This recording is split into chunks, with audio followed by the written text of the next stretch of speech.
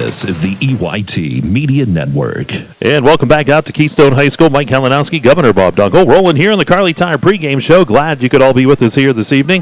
Redbank Valley visiting Keystone, game one of the 2021 football season. And we are going to go inside the game here, brought to you by All Seasons Temporaries.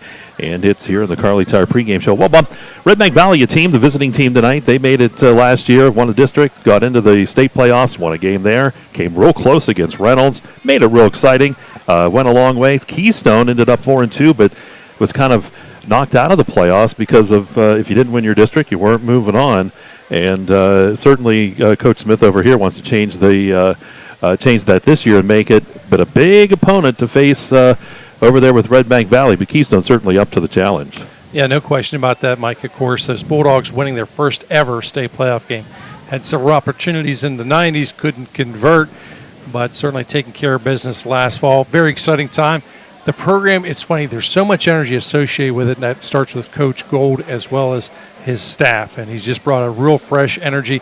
I think one of the neat things for me anyways is they kind of went a little old school as far as the uniforms this year. Went back to all white pants. Now, we used to have white pants with a red and white trim going down the side, but I love the white pants look. Uniforms look awesome. The big thing for them is, Mike, they are not satisfied with last year's performance. They're excited, pleased about it, but they know that they have more business to take care of, and they know last year is last year. They know they have to come out and take care of business tonight. And, of course, as we look at Keystone, Coach Smith and his staff, very quiet. You know, they just want to come out and take care of business. They feel they're up to the challenge. Going to be an exciting one tonight. Yep, it's a big one here in week number one. Usually you see these a little later in the season between two rivals like this, but, you know, it's fast and furious as we get into this season, and certainly we hope it's going to be a little bit more normal than we're kind of accustomed to over the last year or so. And we'll continue here, Bob, going around D9, brought to you by River Hill Automotive. Tonight we do know we have another broadcast coming your way over at Slippery Rock High School. Dave Cadis and Kenny Nellis are over there. Boy, that almost sounds like a Hall of Fame crew. You know, we're like the B crew tonight, man. We've been called worse, I guess. Yeah, I guess right? so. But they're over there as Clarion area will take on Slippery Rock, and that game was a change. Punxsutawney ended up canceling over some different protocols and things like that. So very quickly today, it was like boom, boom, the game's canceled, and they're over at Slippery Rock. So we'll have this broadcast along with that one, and we'll have other scores and stuff coming up as we go around the district here tonight. So yeah, an outstanding effort, too, by the way. The two schools coming together, able to make a game happen. I know they had some veterans activities scheduled for Butler High School or Butler area there. Slippery Rock taking advantage of that. So, Mike, you know, certainly all kinds of action tonight. Again, it's such a fun time of the year, and if it was only 5 degrees warmer, I think it'd be a perfect night. If it was 5 degrees warmer, I would not be here. We'll take one more quick time out. It's about a quarter till the hour. We'll get some sponsors in. We do need to thank a lot of great people that are sponsors here on the broadcast. We're going to come back. We'll talk about the field conditions, the weather report, too hot, and the governor's keys to the game. Those are all on the way. It's Redbank here at Keystone, and you're listening to the Carly Tire High School Football Game of the Week, and it's right here, Redbank, Keystone on exploreClarion and D9Sports.com.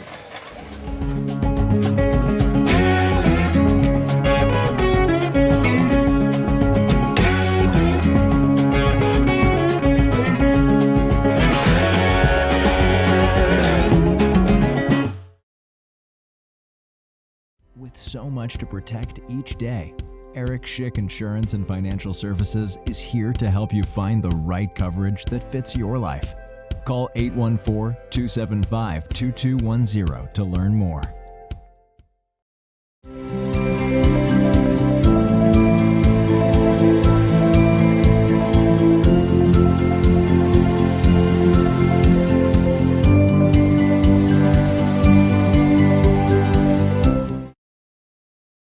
This is Corey. He made 2 big mistakes. His first mistake was not going to Laurel Eye Clinic to have bladeless LASIK. His second mistake was trying to pet what he thought was his cat without wearing his glasses.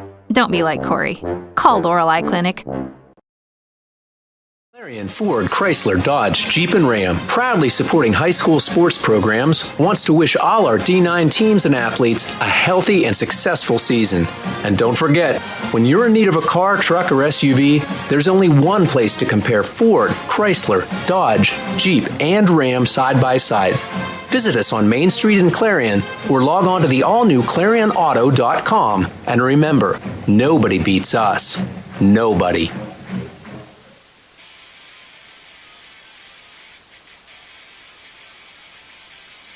If it's local news you want, we've got it. Local news, sports, weather, it's all here. exploreClarion.com. All right, back here at Keystone High School, Mike Kalinowski, the Governor Bob Dunkel, as we rock and roll tonight here at the stadium here by the high school. It is a warm evening, and we're in the Carly Tire pregame show as we get set here on the 2021 football season. Redbank Valley visiting these Panthers tonight, or as some of our fellow broadcasters call them, the Cougars. But we're going to continue here as we go into field conditions, brought to you by Cousin Basil Restaurant. If you haven't been up there, that's a great place to go. You're up there in the forest. And tonight's field conditions, Bob, it's a natural grass surface, but we've had a few sprinkles move through the area earlier, but right now everything looks great. It had no effect on the field. Field looks in great condition. Yeah, it is, and received notification that there's a lightning delay up at Brockway. Okay. From our own Mike Kilroy, letting us know what's going on. Of course, Mike Kilroy, for those of you who don't know, he is new to the staff. I'm sure if you've checked out the website, you saw a lot of his great work out there. So, Mike, keeping us in the loop with what's going on with a lightning delay at Brockway. All right, and we'll keep you posted on other scores and things as we go through the evening tonight.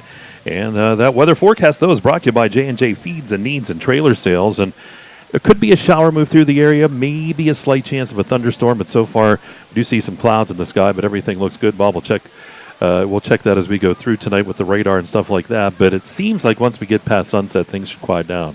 And so the weather forecast, again, brought to you by J&J Feeds and Needs and Trailer Sales. And, well, Bob, we also want to thank all the folks here at Keystone High School, rolling out the red carpet, our new feature at the beginning. And that's brought to you by McMillan's Carpet Outlet. And, boy, I'll tell you what, every time we come here, it's just like we're coming home. You know, they take great care of us. Bill Irwin and all those guys do a fantastic job. Yeah, but they torture us a little bit because we're on top of the concession stand. That food smells so great. I mean, it's an outstanding smell. It's a good problem to have, trust me. But still a little bit of a problem is, unfortunately, I like to eat a little more than probably what I should. And, while I plead guilty, and certainly my stomach is showing proof of that. All right, where are we at here as far as time goes? We're looking at the clock as we go through the Carly Tire pregame show. We're about 10 minutes away from kickoff. Why don't we take another quick timeout? We'll get some more sponsors in, and we'll see if Tyler wants to do that. And we'll come back out here for more of the Carly Tire pregame show. Redbank Valley here at Keystone. And more Carly Tire pregame right after this on exploreClarion and D9Sports.com. Hey, Julie, nice deck.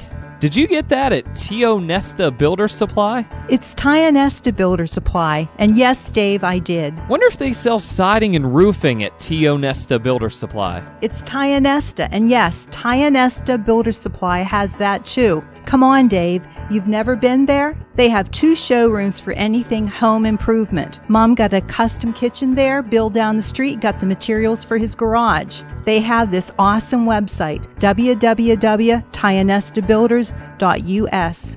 You can buy online. They really have everything for the home. Wow, I'm heading over to Tio Nesta. I know.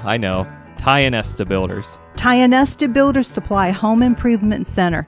Family owned and operated since 1958 with locations in Tio Nesta and Shippenville. That sounds good. I'll check them out online at tionestabuilders.us. Hi, my name is Jason, and welcome to Sweet Basil. Come on in.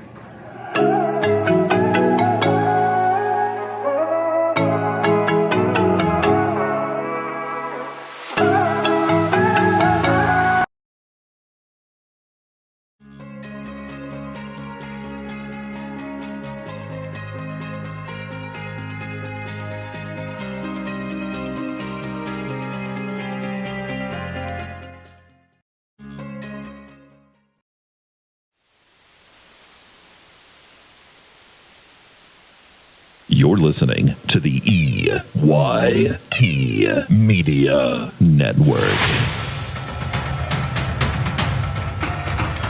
All right, back here at Keystone High School, Mike Kalinowski, Governor Bob Dunkel, as we rock and roll tonight as Redbank Valley visits Keystone. We're in the Carly Tire pregame show. Getting set for the Governor's Keys to the game. They're brought to you by Kerle's Kitchens. We're going to get to those. You just saw Keystone making their way on the football field. Governor, what do you think has to happen in this one here tonight? Well, for Redbank Valley, I think the key is to avoid the typical start of the season penalties. You've got to play sharp. You've got to stay focused. You also want to score early. You want to control the tempo of the ball game. Don't look past this Panther squad. Obviously, the Bulldogs garnering a lot of attention, not just locally, but throughout the state, because big expectations are out there for this squad. Want to get their playmakers involved early. They certainly want to play disciplined defense. I think for Keystone, big key there is win that turnover battle.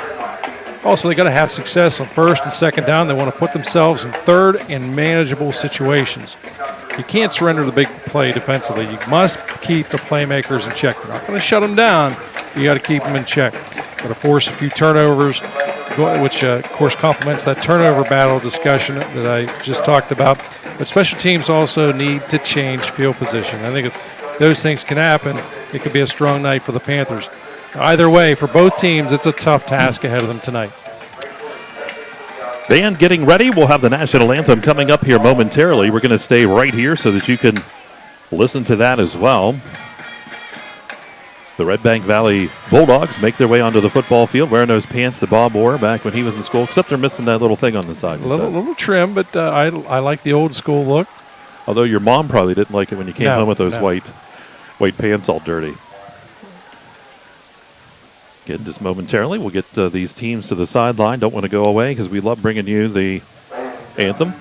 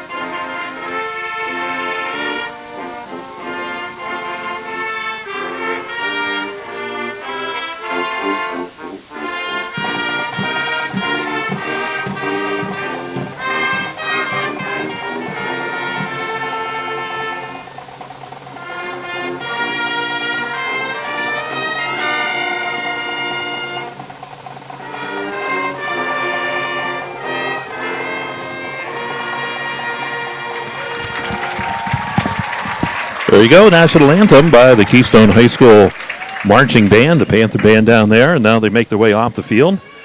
And we continue here in this pregame show as we were talking about some of Bob's keys to the game, and it's going to be interesting, Bob, too. This Keystone team coming in had a great season last year, unable to make the playoffs. Redbank had the great run.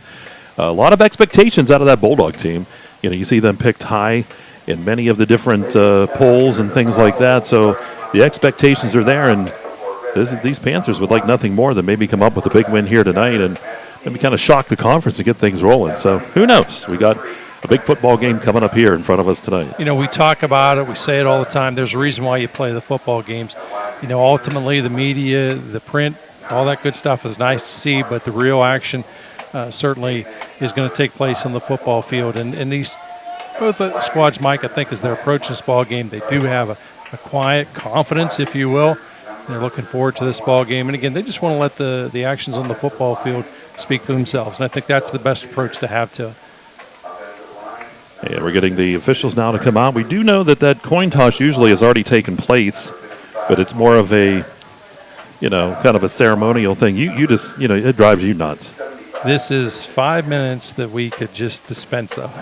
I don't think anybody is questioning anyone's integrity, so why go out and do this? You already have the ceremony of coin toss.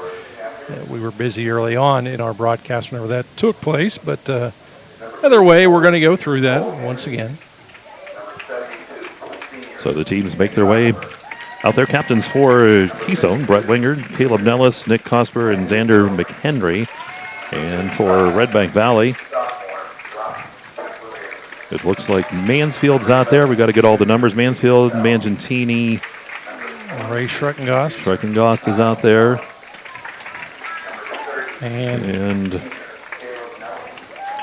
It's Brendan and Ray are out there, the two Schrecken Gosts. So there we go. We got them, and we'll see who's going to get it. Bob's got the glasses up. And, of course, the big news on this one is Schreckengost is in the street close. That's Ray Schreckengost. The Bulldogs have a lot of high expectations on him this season.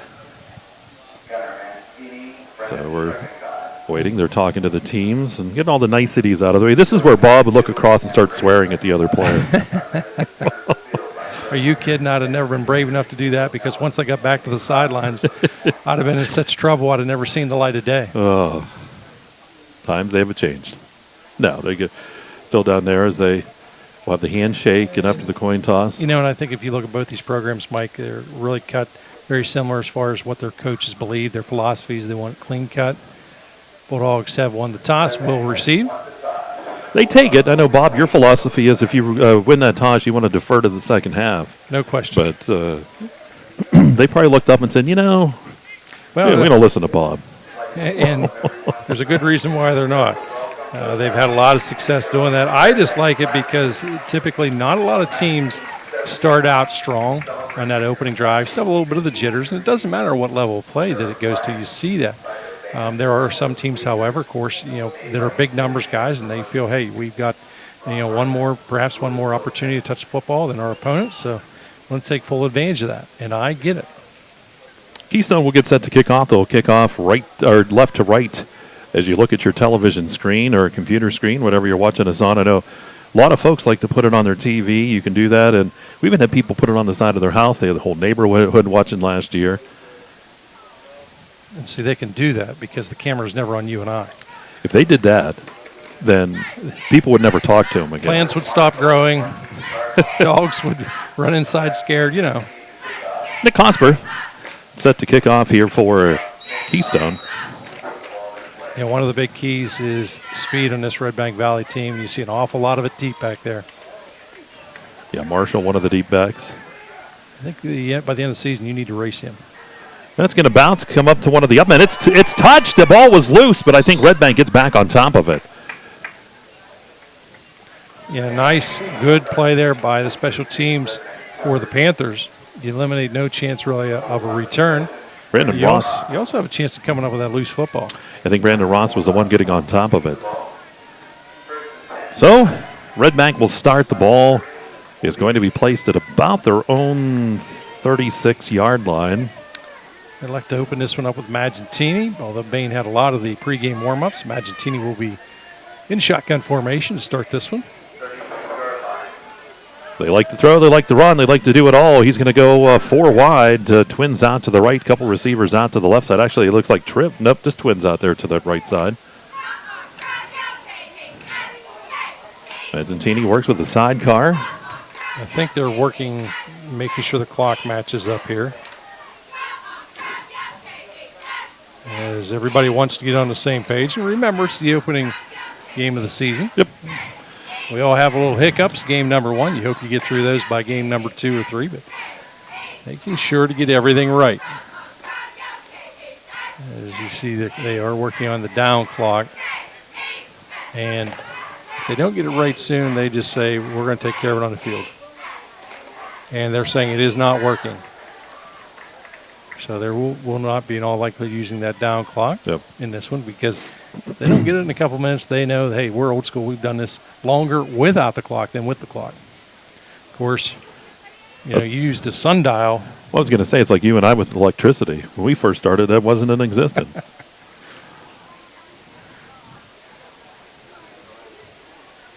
Be like the old 50s movies, where they've got the sundial or they've got the sands going through the hourglass, if you will. They're telling Magentini back there that to watch, for the one back judge, he'll let them know about the time since they're not using the play clocks. Magentini works out of the shotgun here. He's got the sidecar left. Twins on each side. Ball snapped over top of his head, and they're just going to fall back on top of that football. Back there to get on top of it for Redbank. It's actually going to be number 21, whom we do not have on our roster.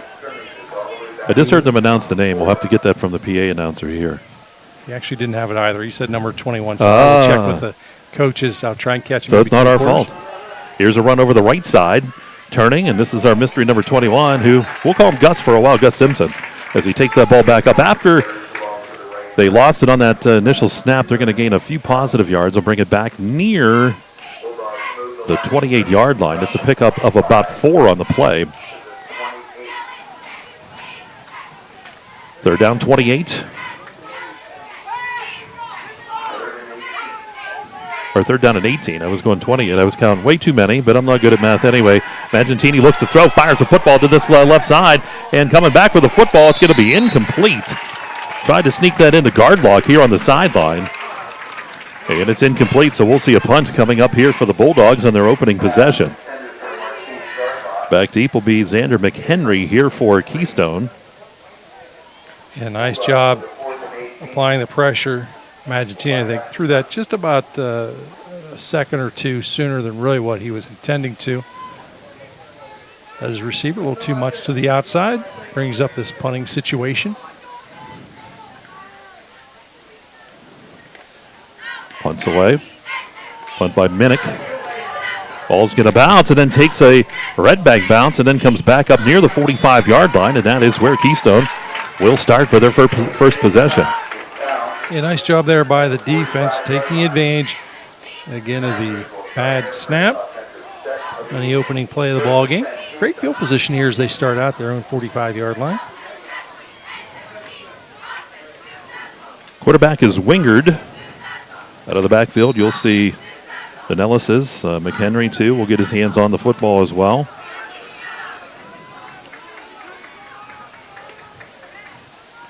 Wingard works out of the shotgun. Twins off to the left, single receiver on the right side. Man goes in motion across the line of scrimmage right to left, and Wingard's going to keep it, goes over the left side. He's going to turn and keeps on his feet, gets up near midfield, but a flag on the play would have gained about 5, but this is probably a hold, and it's probably coming back. It looks like a hold.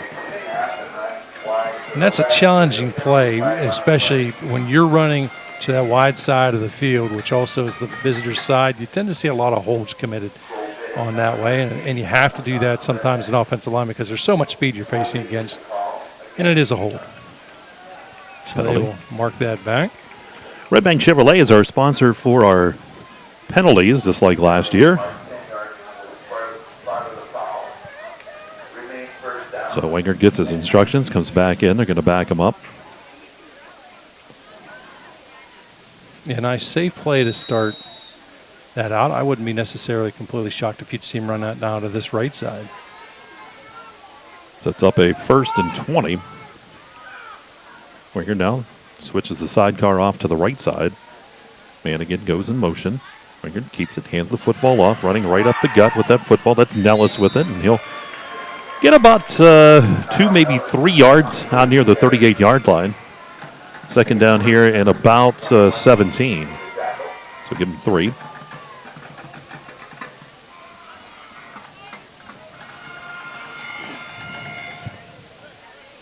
Again, nice safe play to try and get some of that yardage back.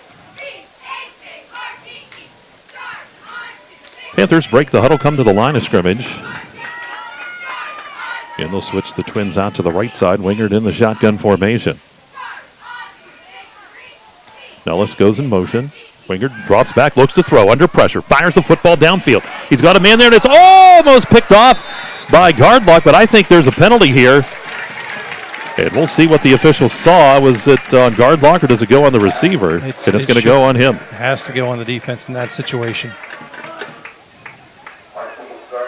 And they're going to... It is not the...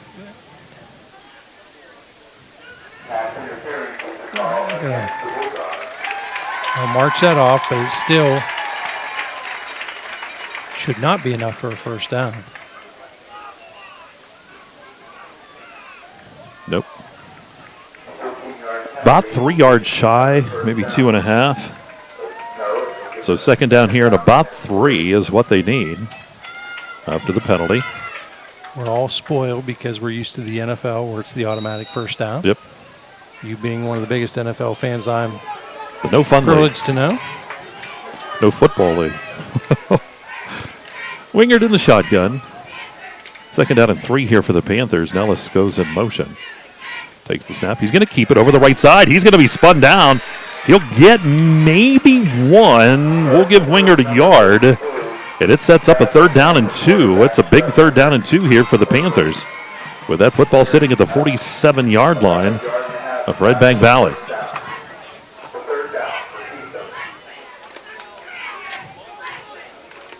Yeah, I like the play call because you want to chisel away. You would hope he would get half of that yardage to set up the 3rd and manageable. And this comes back to what I was talking about in my key in the pregame. You want to be in 3rd manageable. This is still pretty manageable here. Tight set. 3rd down 2. Ball snap back. Wingard pushed ahead. He'll get the first down. You saw a little bit of a push behind him. And instead of 2, he's going to gain about 3, and that's going to set up the first down as that ball at about the 34, or the, would be the 34-yard line. And again, nice, safe, high percentage play. Why hand the football off? You've got a guy that you have confidence making the decision, making a read. Less hands touch that football, the better off you're going to be. Chains move. Keth wide out to the left, single receiver out to the right side. Wingard out of the shotgun formation.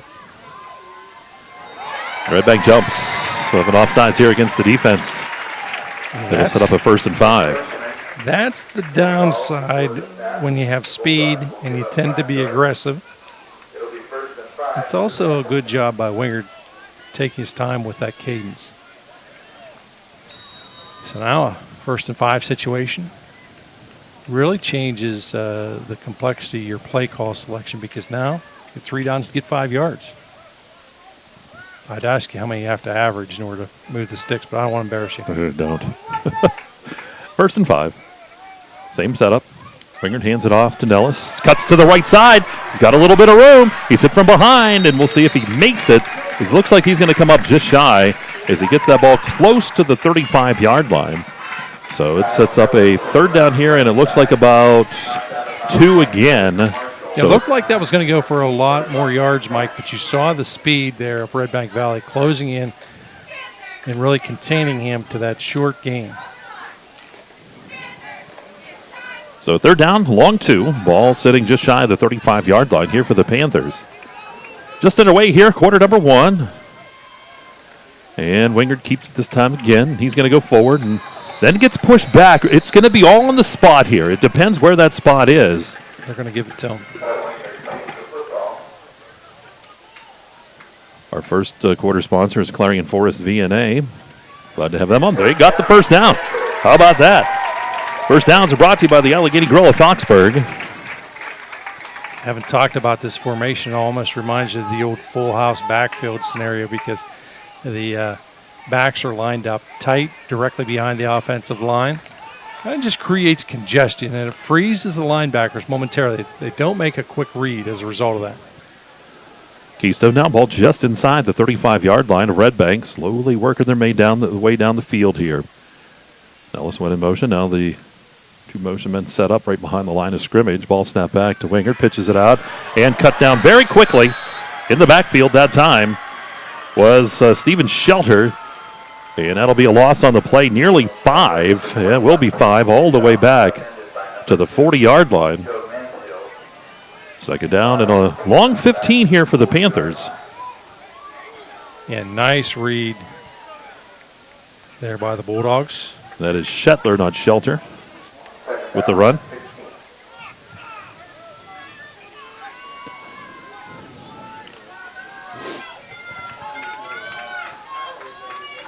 Trip receivers, twins to the right, single receiver to the left side. Wingard in the shotgun, 2nd down, 15. Ball at the 40-yard line. Takes time, throws, it's caught, and that's brought in by McHenry.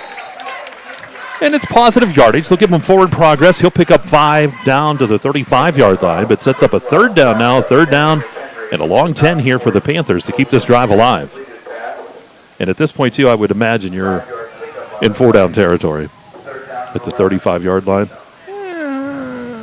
It all depends what happens on this down. I mean, if you get a sack, I'm a big advocate. Punt it, pin them down, make them drive the length of the football field. Look, you've done a lot of positive things. Maybe defensively you could force a turnover. You're at the 5:59 mark, by the way, opening quarter of play. Still no score.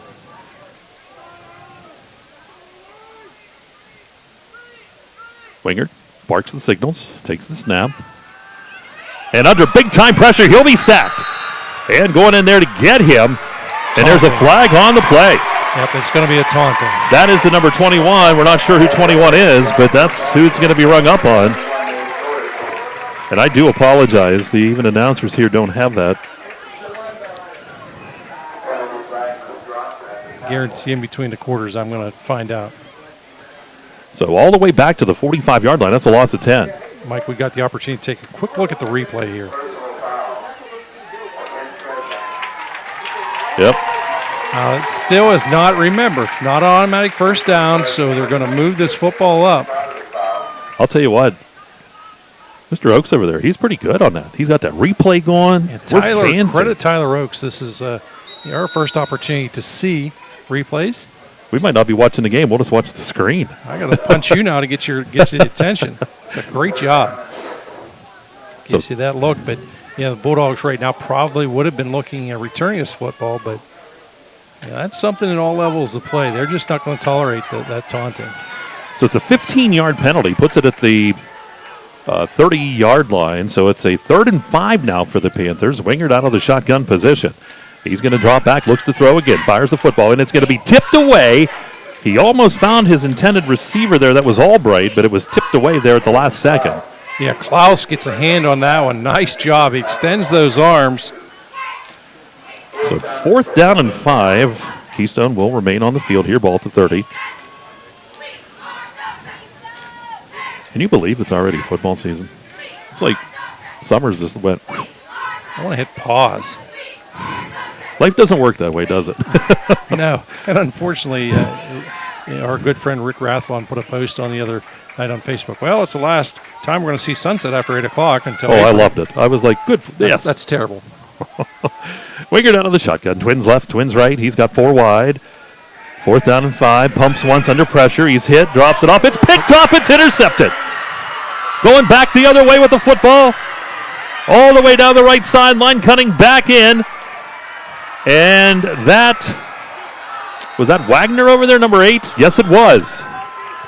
With the interception, takes it all the way into Keystone territory, all the way down near the 20-yard line. Yeah, let's see if we can maybe get the opportunity to see a replay on this one. If we can get this off before the officials decide to go back to live action since the ball is going the other way. Oh, and there it is. Nice read. You see the wheels that he has out there, Mike. It's a team that is... that actually is Chris Marshall. So that was Marshall. We'll get that right. That replay helps us because it was either 8 or 9. So Marshall with the interception. Ball snapped, handed off. Bain, the quarterback, running with the football. That time was Mangentini. And he'll get a yard or two, maybe down near the 18-yard line. Redbank's got a lot of weapons. They do, and this is a challenge, too, actually, as a lineman. Now you have a different quarterback there. You have a different cadence. So it really makes you concentrate a little bit harder. So Mangentina be the sidecar right. Bain is the quarterback now. Twins to the right, twins off to the left. Bain looks to throw under pressure, fires the football down the left side of the field. Going up for it, it's going to be overthrown just out of bounds. He was trying to find Gardlock down on the left side near the front of the end zone. Yeah, just a little too much air underneath that one. Ran out of real estate.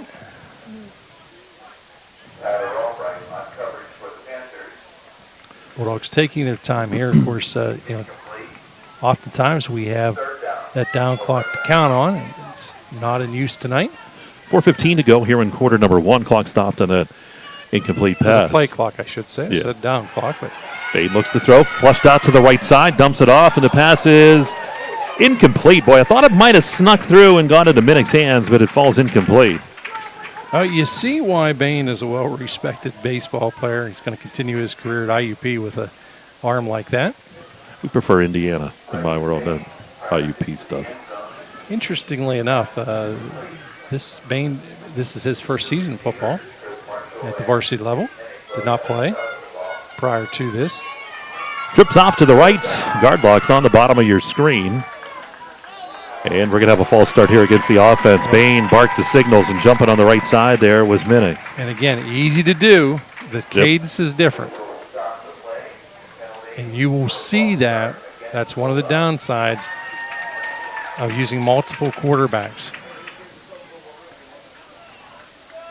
That will cost the Bulldogs 5. They're up to 40 yards in penalties in this one early on. Yeah, pushes it back to the 22-yard line. 4th down at about 12. Baden takes the snap, looking to throw. Pumps the football across the middle. He's got a man. It's caught. Touchdown. Redbank Valley bringing it in was Tate Minnick for the touchdown. That'll go 22 yards for the score. A nice job there. Spain to Minnick. Curse the 4:07 mark. Extra point attempt. Are they going to go for 2 here? Looks like they'll be going for the 2.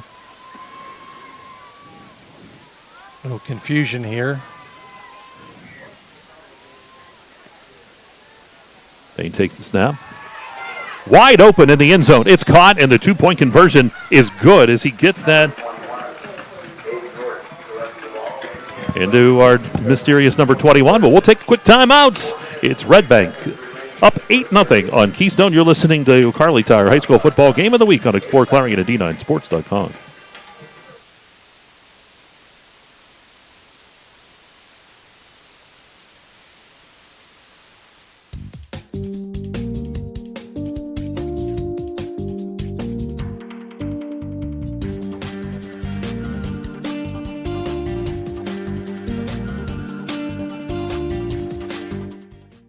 Best wishes to our local teams for a safe and successful season from your one-stop car, truck, and SUV dealer, Clarion Ford, Chrysler, Dodge, Jeep, and Ram. Visit us on Main Street in Clarion or start online at ClarionAuto.com.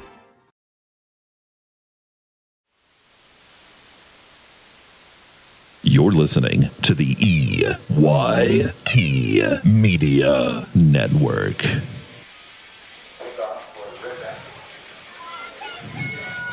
All right, back here at Keystone High School. Redbank strikes pay dirt first. They lead it here 8-0, and our mysterious number 21 is Mr. Orts. Here's the kickoff. Taking the football back and being hit and driven back around the 20-yard line. That was Xander McHenry on the return. That time Orts with the tackle made sure to let the officials know I'm not going to taunt him. And I don't think he'll do that again. No. And really, in defense of him, it wasn't a true taunt, that earlier penalty in the ball game. It was just he was tapping, he was exciting. That happens. Yep. See, when you played, you used to kick people and spit on them. Never did. Then you'd be like, I didn't do anything. Never did anything like that. I was a clean-cut guy. That's not what I heard. Here we go. Keystone with the football. Start at their own about 22-yard line. Wingard, empty, or he's going to hand that football off. And we'll see who got the carry that time. Stood up there at the line of scrimmage and then pushed back. It looks like they're going to lose some yardage on the play back to the 20. Looks like a loss of about 1. That was Shetler with the carry. Yeah, host of Bulldogs in on the stop.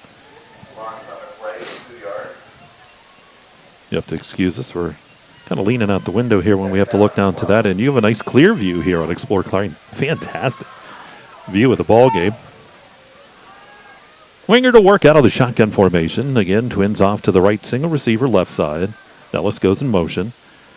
Going to hand that football off. Shetler gets the carry again, weaving around, and he'll get a few positive yards out of that. He'll push it up to about the 21-yard line. Give him about 1. So he's back up to the line of scrimmage.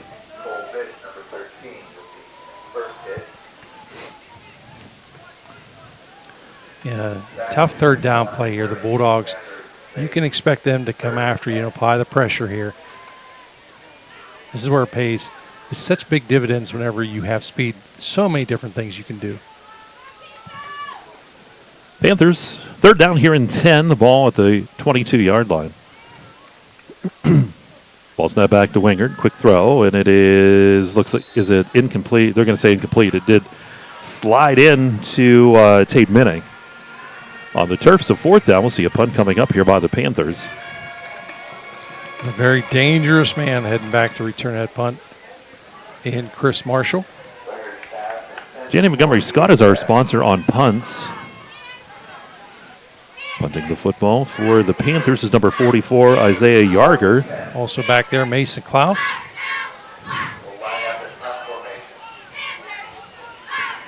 Klaus and Marshall. And the ball's kind of shanked. It was blocked. Okay, I was blocked away here by the corner of the window, so it was blocked, and it's going to be taken at about the 31-yard line. That's a Redbank will have a great field and again, position. a lot of speed coming in there, Mike. Really not much the punter could do in that situation. You hope that it goes between the arms. Did not happen. Good special teams play here by the Bulldogs, and they are back in business as they're on the Keystone side of the football field. Great to have you with us tonight. 2:17 to go here in the first quarter. Again, first quarter brought to you by the Clarion V&A. Ball sits right around the 31-yard line. Quarterback remains Bain.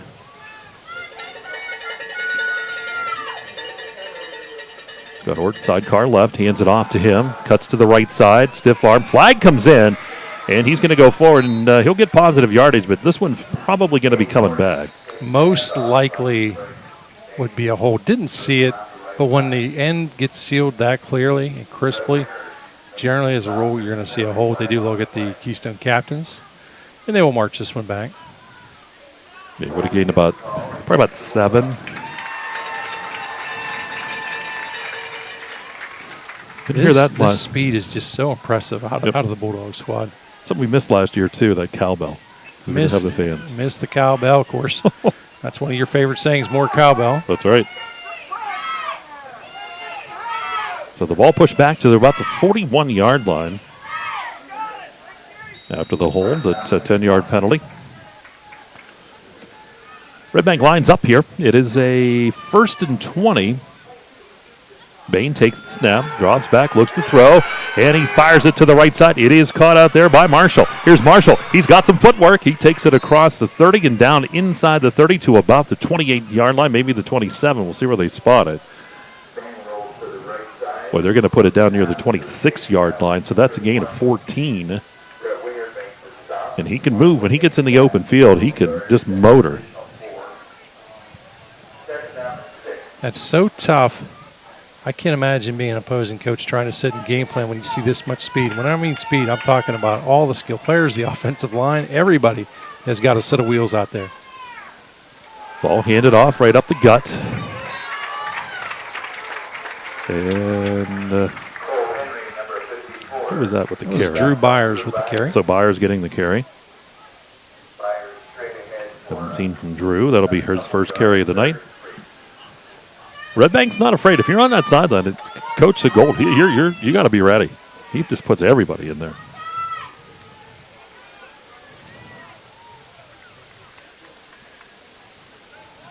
Byers sidecar right.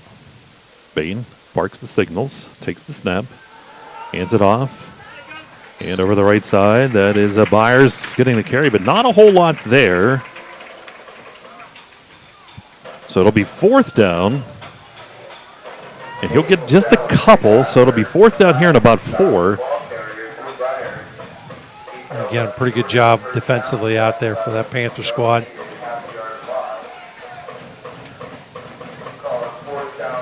Redbank elects, of course, not to huddle up here, to have numbers on the armbands. Everybody's got to pay attention a little bit, Mike, and I think we're going to see this one go to quarter number 2 now. Yeah, they're going to let that clock run out. We'll go to quarter number 2, and this one in the books here, first quarter of the season, and we'll take a timeout. It is 8-0. Redbank Valley leads, and we'll go to quarter number 2. You're listening to Carly Tire High School football right here on Explore Clarion and D9Sports.com. Just minutes south of downtown Clarion on Route 68, CNA Trees has been in the nursery, landscape, greenhouse, garden center, and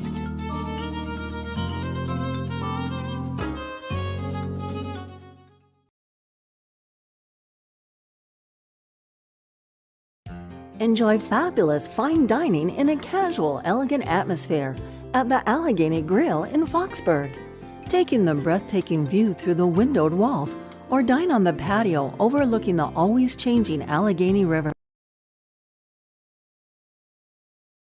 He's on the 30. He's on the 20. He's on the 10. It's a touchdown! There's nothing like football. The lights, the cheers of the crowd, and getting a chance to see our local athletes and kids give it all they've got. Come to a game. Support our local schools. Clarion County Community Bank. A better way to bank. Member FDIC. Visit us online at ClarionBank.com. This is the EYT Media Network. Right, back to action we go. Redbank Valley sets to start the second quarter here. Second quarter brought to you by Hager Paving. Bulldogs on fourth down. They need about 4 over the left side. Not anything doing there. On the run. Orts is pushed back for no gain, really, as he's started forward, and he's going to be kept still about 4 yards shy on fourth down, and the Panthers will take over here on downs. As we start quarter number 2, boy, I'll tell you what, Keystone. That's a huge play. I think, Mike, not just obviously stopping on the fourth down, but psychologically, you prevent Redbank from capitalizing. They had the ball deep in your territory. Now you get the ball back. You only trail 8-0 in this one. Opportunity to get back in this one. Only takes one play, partner. Wingard ready to go. He's going to come under center, backs in the I formation. They're going to hand that football off and over the left side. And is that Nellis getting the carry? It looks like it. It is.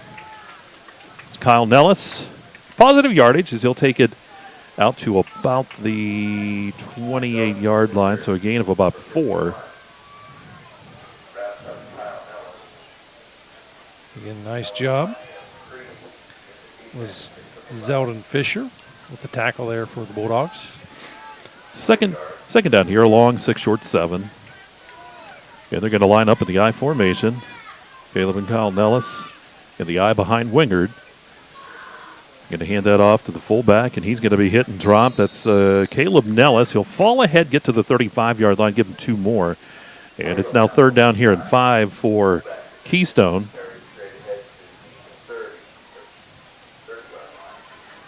Keystone here trying just to neutralize a little bit of that speed of Redbank Valley. Yeah, there's nothing wrong, Mike. They're taking their time. It's a methodical approach here. The clock really rolls when you run the football, but now you're in that third and long again, and this defense licking the chops. They're going to apply the pressure. They're aggressive. They almost bait you to throw, challenging you, because they'll give that receiver a little cushion, but they've got enough speed usually to make up for it. We're going to drop back out of the shotgun. 3 wide for him. Here they come. Wingard flushed out of the pocket to the right side. Wingard looking, trying to find somewhere to throw that football. It just gets rid of it there at the end. There were a few receivers in the area, so it'll set up a fourth down here and 5, and we'll see what Coach Smith decides to do. Yeah, difficult spot, Mike. You needed to be in third and manageable because of the fact that it's almost 5 yards in that one. Redbank knows, but the only thing you can do is to throw a pass. Guess what? They're going to come after you. They're going to challenge you. And results an incomplete pass. The last punt, of course, was blocked. Let's see if the Bulldogs go after this one again. You have the 2 return guys deep. Klaus and Marshall back deep. Punting the football is Yarger. Janny Montgomery Scott punt. Good snap to Yarger. Here's his punt. High, wobbly, nice punt. Fair catch called for, and it will be taken by Klaus at about the 43-yard line, and that's where the Bulldogs will have it at their own 43 as they start their first series here in this second quarter with 10:15 to go.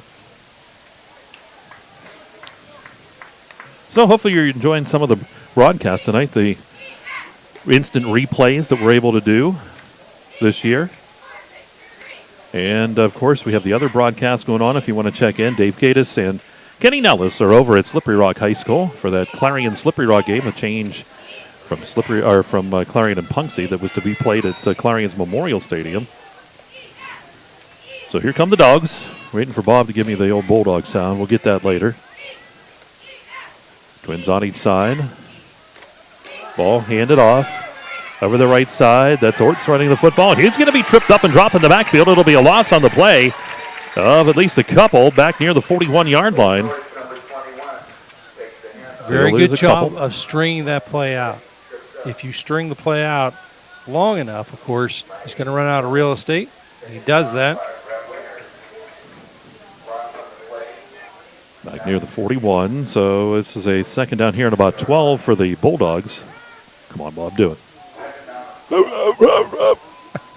I let you for the sound effects of all the mascots. You've done such a great job. You're better at the gremlin. Well, actually, I know you're disappointed because you can't do that Punxsutawney Chuck sound tonight. Well, no. Here's a quick throw down the right side. Looking for Marshall out there, but it's going to fall incomplete. Marshall had a little bit of separation on Wingard, but the ball sailed a little bit there from Bain. I'll tell you who's good at the impressions, though, is Tyler. Have you heard some of his? When he does that gremlin, it's scary. I've learned to be afraid. Be very afraid. They're down 12 here for the Bulldogs. They lead 8-0 in this one. Glad you could be with us here from Keystone High School tonight. It's actually starting to cool off a little bit. Turn that thermostat up a little. No. Bain under pressure, rolls to the left side. He's hit again, and he's going to be sacked on the play. Drop back near the 35-yard line. It'll be a loss of 6 on the play and sets Redbank up here with a long fourth down. Sometimes the best pass you throw is the one that you don't, and that time there's no chance at all for Bain. I think if he releases that football, good chance he's going to throw into some traffic.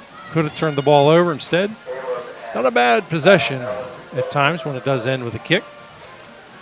McHenry and Albright are the deep men. Punting the football will be Minnick. Gets the punt away. Fair catch called for, and it'll be taken at about the 31-yard line back in Keystone territory.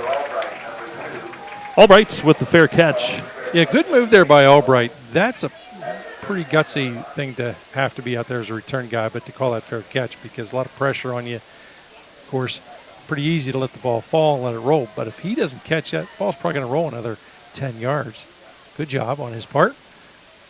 Good field position. How about that tip of the cap to that Panther defense rising up to the occasion? Pretty big time plays there. Starting to see the game. We sort of expected it would be this way, a close one. 8:40 to go here in the second quarter. Wingard hands that football off over the right side. Shetler running the football. He'll get up to about the 35-yard line. It's a gain of about 3 on the play.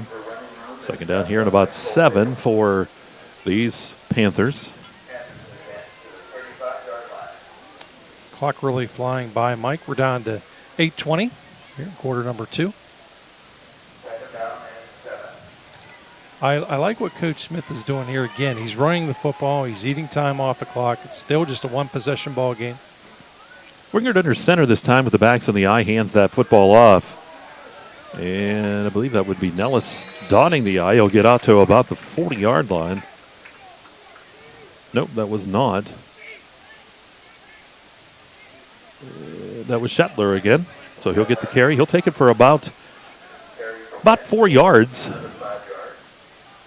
Sets up a third down here and a short 2 is what they need. Well, I'd just let Wingard hold on to this one. Go right through the middle. He's had success doing that tonight. You may see the Redbank linebackers cheat up a little bit towards that line, and they are. Wingard will keep it, gets a little bit of a push, and he's not going to get there. He's pushed back. They'll give him his forward progress, and it's a line of scrimmage. So it sets up a fourth down. So we'll see what they decide to do, and at this point, probably want to punt this away. Yeah, it was Colby Barrett, the big man, coming up with the football for Redbank. Officials said no. Wingard was already down.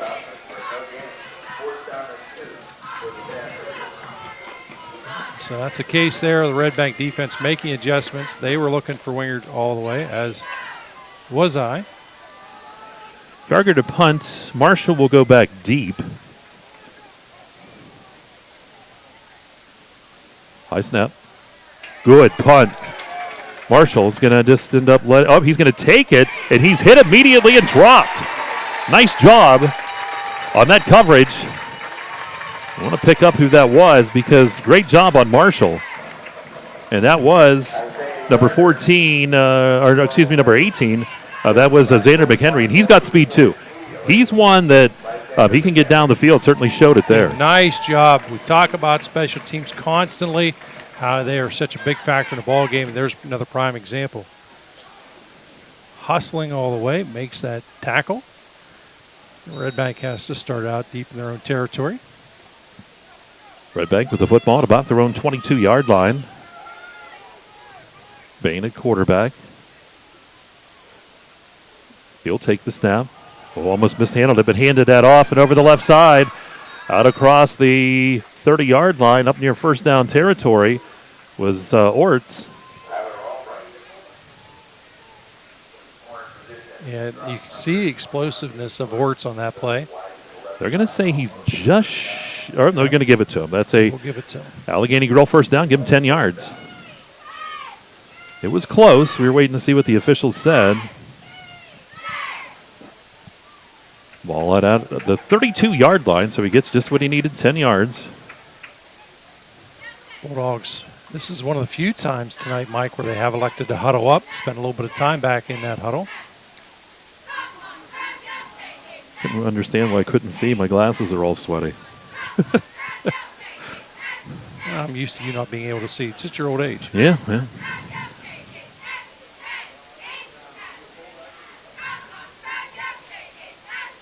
discussing, are they going to take a timeout? Bulldogs will take a timeout, 5:36 to go here in the second quarter. 8-0 Redbank leads. We'll take a quick timeout. We'll pause about 30 seconds. You're listening to Kearley Tire High School Football Game of the Week on exploreClarion and D9Sports.com. West Park Rehab Physical Therapy, providing traditional physical therapy plus diagnostic testing to include EMG nerve conduction study and musculoskeletal ultrasounds.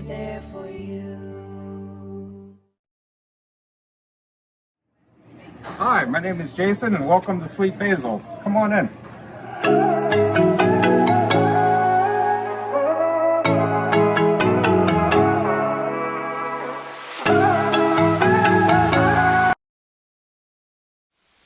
This is the EYT Media Network.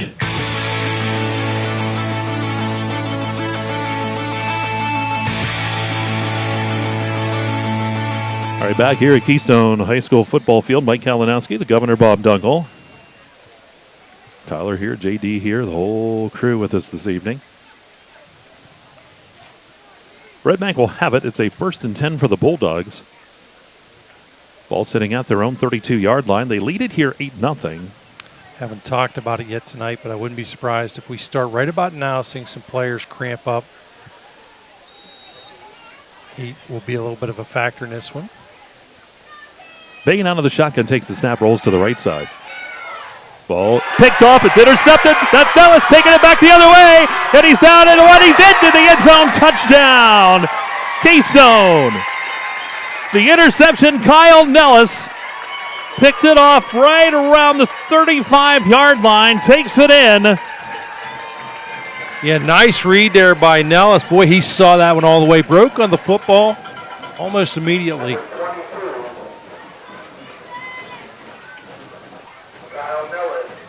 Let's take a look at the replay here. Clear sailing to the end zone by Nellis. Did you see about where he intercepted it? About 35? Don't have an exact number, Mike. I think it's probably right about that 35, 36-yard line. Panthers look to tie it up here, 8-6. They go for the 2-point conversion. Here's Wingard. Takes the snap, rolls to the right side, looking, and it is it caught or not? Nope, it's going to be incomplete in the end zone, so 8-6 is where we're at with 5:28 to go here in quarter number 2. And we'll just hold on right here as we take the timeout. Hager Paving is our second quarter sponsor. Do want to thank them. Coming up, our halftime show. And fireworks. Just going to say. A little bit of a bang. It took a little while. Tyler jumped up. Out here in the country, you don't know what's going to happen, Tyler. And just like that, you're back in the ball game now. Your defense made a great play. You got points off the turnover, which is, I think, outstanding. The Bulldogs got a lot of time remaining here. 5:26 in this one. Want to take advantage of that time. Respond with a score of their own. Of course, the opening kick of the ball game was short. Done by design. And again, you want to limit the chance for a big return.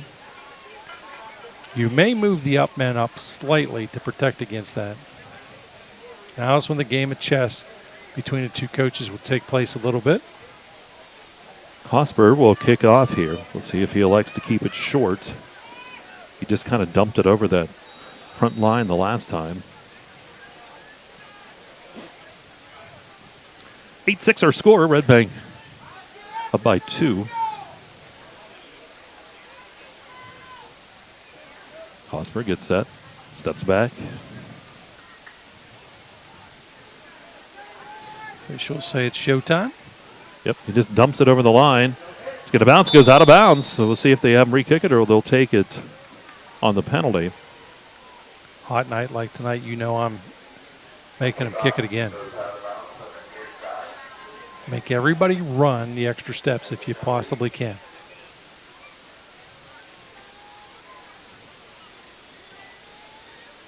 Well, they're going to take it. They're going to take it. I'd make them kick it again.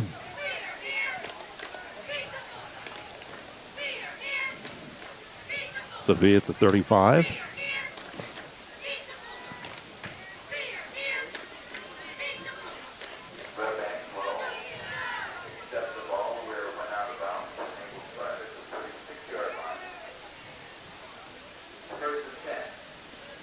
So here comes Redbank. They lead here, but Keystone with a big interception by Nellis, making it an 8-6 ball game here late in quarter number 2. It's been a good one over here at Keystone High School. Bain will work out of the shotgun. Trips off to the right, single receiver off to the left. He's going to hand that football off. Not much doing in the backfield that time. Byers is knocked down for a loss. Keystone really stepping up the defensive game here. That'll push him back almost 5 yards. Back to the 31-yard line. So not quite 5. They'll say it's actually about 4, maybe 3. Who had that carry, Mike? Oh, that was Byers. Okay. Wanted to make sure because I was busy looking the roster up because that was Brock Champlavier who made that stop. It was a big one. Second down here at about 14. Bain takes the snap. Looking to throw, steps up, fires the ball. Thrown a little bit behind, but caught by Minnick, and Minnick will be forced out of bounds. Short gain on the play, gets back out to about the 36-yard line. It's a gain of 4, and it's a 3rd down and 10. And that's a confidence-building pass there. So now you have a 3rd and 10, and again, Keystone, they're on that flip side now. They can lick the chops a little bit. Be aggressive. Go after them. Byers is that sidecar. Checks on the play. Trips off to the left side. Bain looked that way, comes back to the right, looking for Marshall. It's picked off again by Nellis. That is not Nellis. Cutting back inside and into the end zone. Touchdown, Keystone takes the lead. That's Steven Shetler with the interception. Shetler with the interception and touchdown.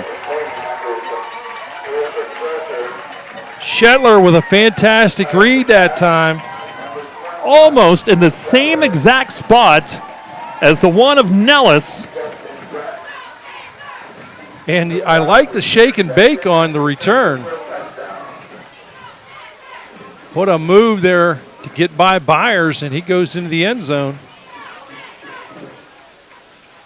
Keystone going for the 2-point conversion.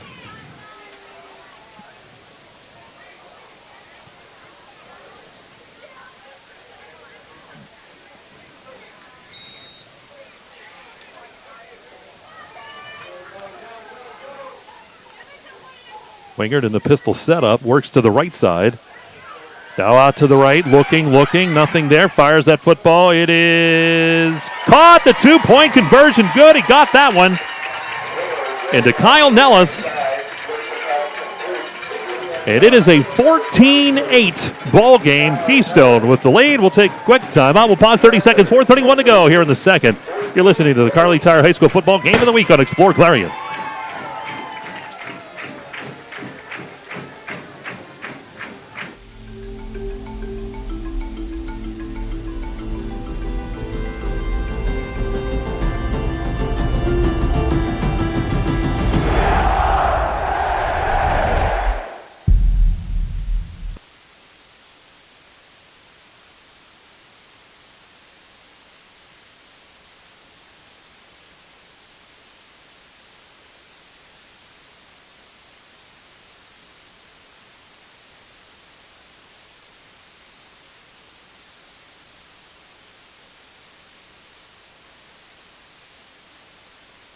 You're listening to the EYT Media Network.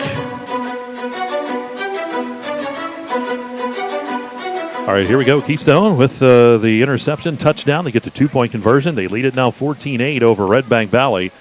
Both the Keystone scores coming on interceptions. One by Nellis, one by Shetler. Both roughly around 30, 35 yards. All about right in the same spot of the field.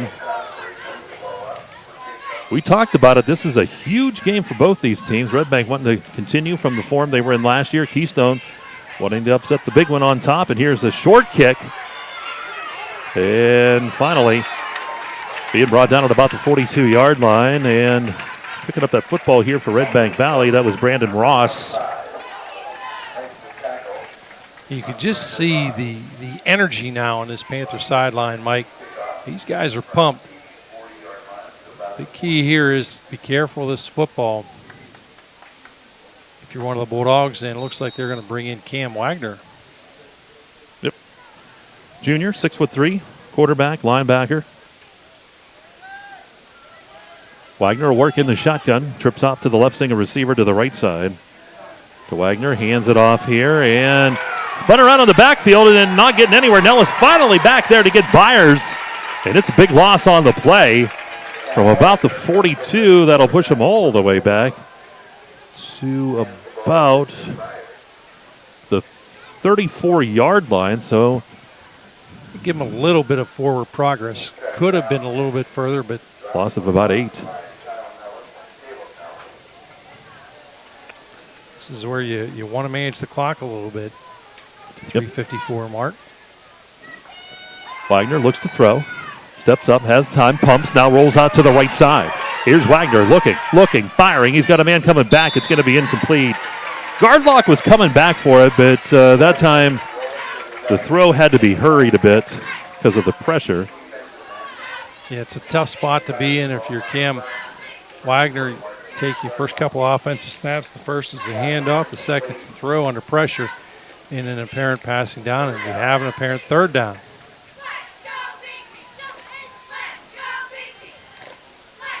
So third down and about 18, for these Bulldogs. They trail 14-8 to the Panthers. Wagner barks the signals. High snap, pulls it down. Firing that football, and it's incomplete. Tried to shoot that along the left side. Sets up fourth down. We'll see a punt. It's a heads-up play. That time to reel that snap in. But very little time coming off the clock here. Keystone's got a great shot here, great opportunity to extend that lead. 14-8 in this one. There are 2 touchdowns courtesy of interception returns. Albright and McHenry are the deep men. Henry's going to let it bounce, and he's just going to let it go, and it'll be down inside the 25, down near the 22-yard line.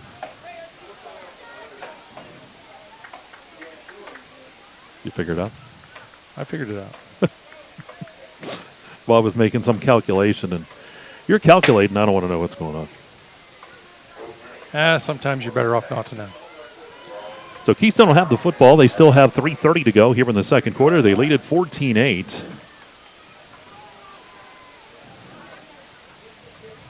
This is where, again, Keystone would love to get another score, Mike, but you don't want to be crazy with the football. You don't have to lock, aim, and fire in this one. Manage the clock. Ball handed off. Shetler gets the carry. Give them forward progress across the 25. Give them about 3. Second down here, and looks like close to 7. Shetler up to 4 yards in the ball game. Not a ton of offense here out of Keystone. The defense really making the big plays, getting this lead. And you can see Keystone, as you said, Bob, no need to rush. No, and this offense really isn't designed to score in 3 or 4 plays. If you would have broke something bigger, you might have seen them pick up the tempo a little bit. Be patient.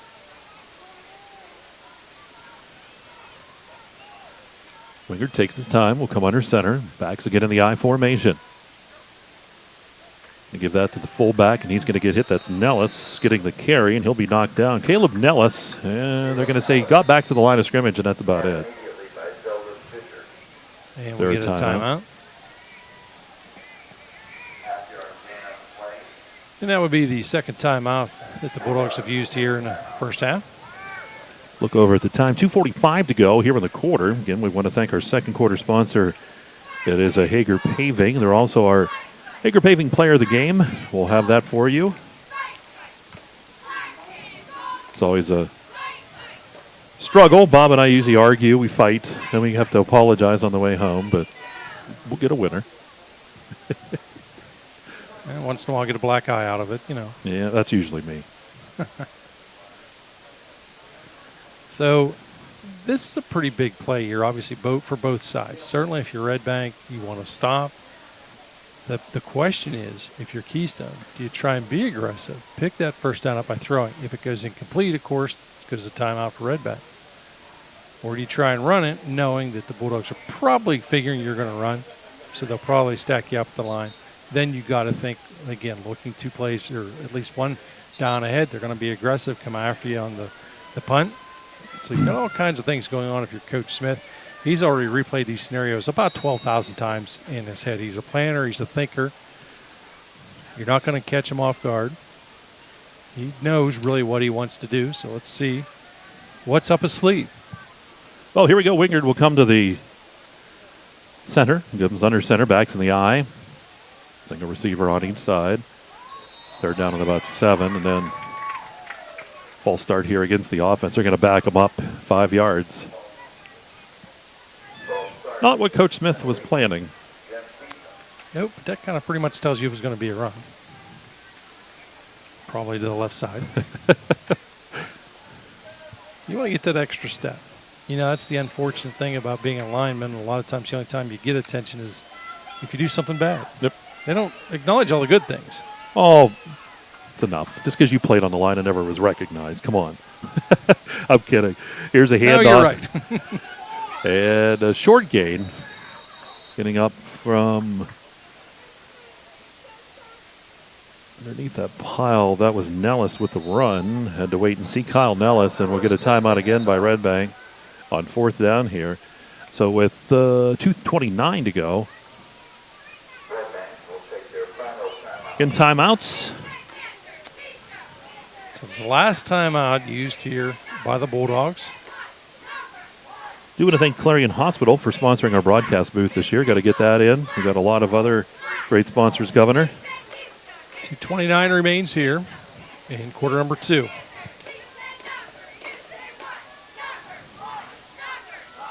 Coming up in the Heater Lumber halftime show, we'll have stats. Bob always does a fantastic job with those. See if we can check a few scores for you, and we'll have our scoring summary. We'll talk about the second half. That's all coming up. Keystone faces a 4th down and 10.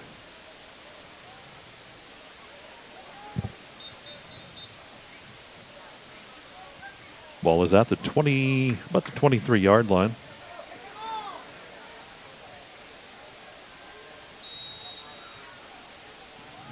So we get ready to punt. Yarger on to punt.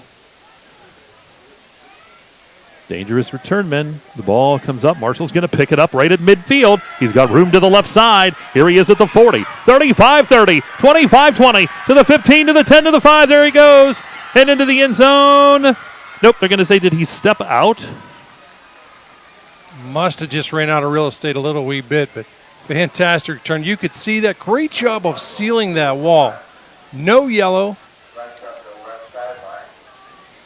But he ran out of real estate. Yeah, it was down there.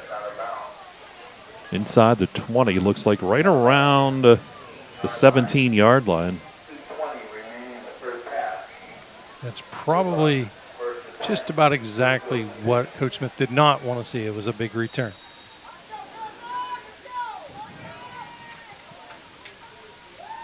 Wagner hands it off over the right side and down near the 11-yard line.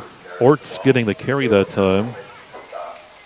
So that is a carry of about 6 yards. Give Orts 5 yards in the ballgame. Of course, he took that initial hit, the -12 on that opening play of the ballgame. Since then, he's been digging himself out of that hole. Second down at about 4. Pass down toward the end zone. Ball incomplete. It looked like the receiver in the end zone that time went one way, and the quarterback, Wagner, thought he was going the other way. So third down here and still a long 4. Ball just outside the 10-yard line of Keystone. Keystone leads it here 14-8 on Redbank Valley. Bulldogs hurrying up a little wee bit. They don't have to. They do not have any timeouts, but there is 1:46 on the clock. Wagner looks to the left side. Passes, and it's incomplete. Tried to get it to Gardlaw, cutting across that right side, and it sets up a 4th down. Yeah, very well defended out there by Kyle Nellis. So it's now 4th down, and obviously the Bulldogs will go for it here.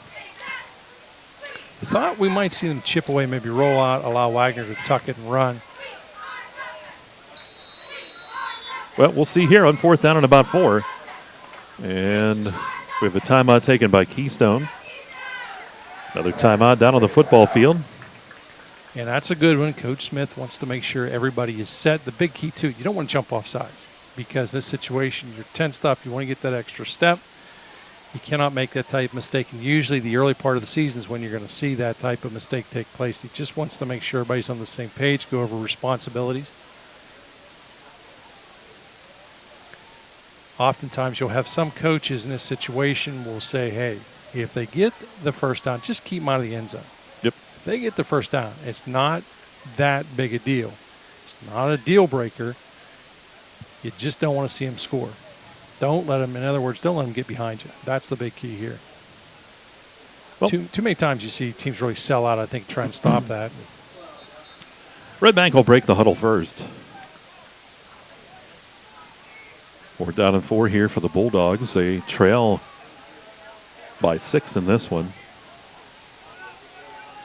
Wagner, the quarterback. He's got Orts right side. Trips off to the right, single receiver to the left.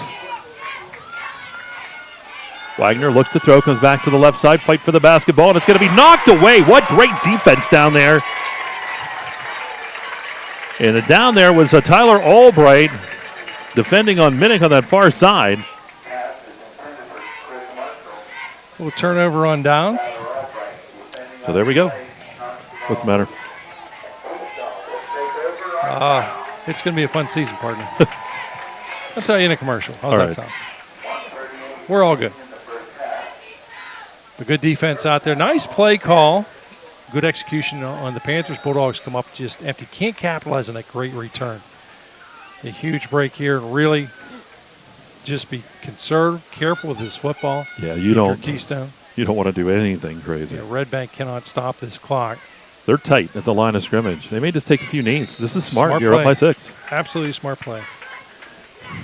Be content.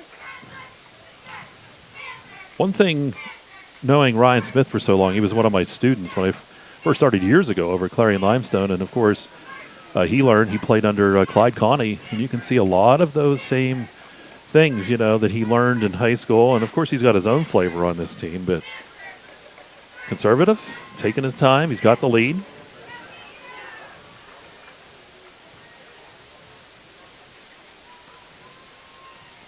Take as much time as possible prior to this snap.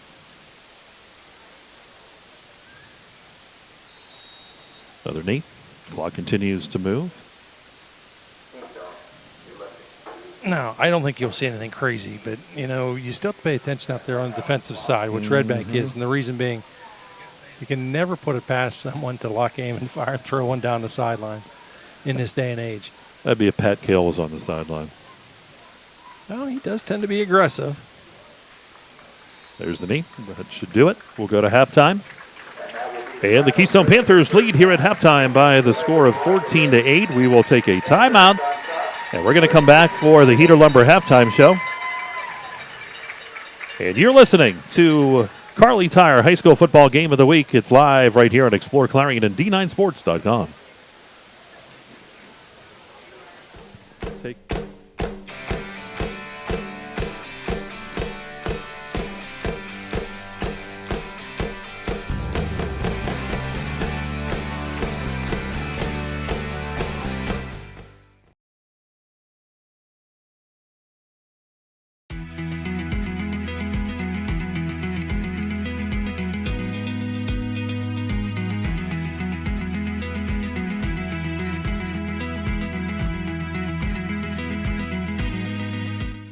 You can afford a gorgeous, custom-designed hardwood Kerle's kitchen for a lot less than you'd pay at a DIY store. Go to FactoryDirectKitchens.net. At Kerle's, there are never middleman markups or hidden charges that can add 40%. Go to FactoryDirectKitchens.net. That's FactoryDirectKitchens.net.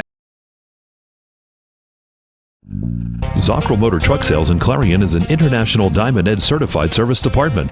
As one of only 276 such shops in all of North America, you can be sure that when your medium or heavy-duty truck needs service, the job will be done correctly at Zockrell Motors. Our work is guaranteed nationwide at any international truck dealer, and our parts and service prices can't be beaten. Our technicians are factory trained and factory certified. Don't trust a shop that just thinks that they can make repairs. Come to Zockrell Motors Diamond Edge Certified Service Department. If it's maintenance you need, click ZockrellMotors.com or call us for a quote on those jobs too. Our prices are great. Best of all, you know the repair is done right and it's guaranteed. Get your truck service work done at Zockrell Motor Truck Sales, 2 miles north of exit 64 Interstate 80 in Clarion.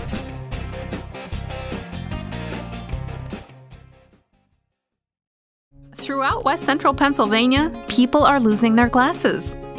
Well, they haven't really lost them. They just don't need them anymore. Thanks to the amazing LASIK surgeons at Laurel Eye Clinic. Call Laurel Eye Clinic and schedule your free consultation.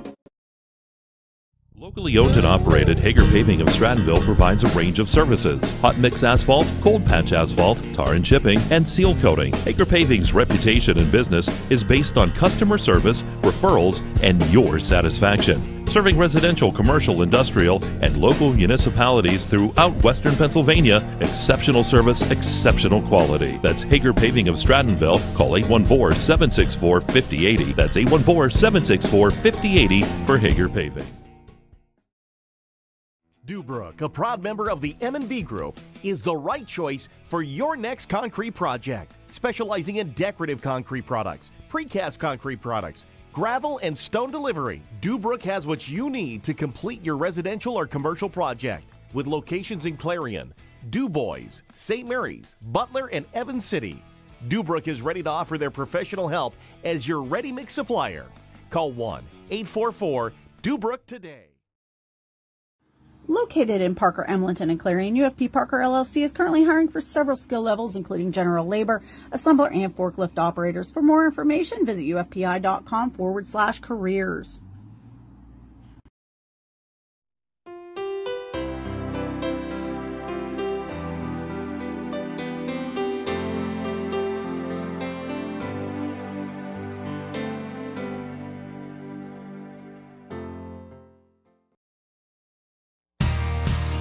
Oaks Building Supply is dedicated to providing quality building products to the community. You will always find what you need for your home improvement project and get great advice on how to do the job at Oaks Building Supply. Customer satisfaction is a top priority. Oaks Building Supply, for all your building and lumber supply needs. located on Route 66 in Lucinda. Redbank Chevrolet, the area's #1 Chevrolet dealer and Clarion County's truck headquarters. So if you're in the market for a new or used Chevrolet car, truck, or SUV, go to Redbank Chevrolet, 500 Broad Street in New Bethlehem, or online redbankchevrolet.com. Skilled staff at Redbank Chevrolet is ready to meet all of your automotive needs. If we don't see you today, we'll see you at Redbank Chevrolet.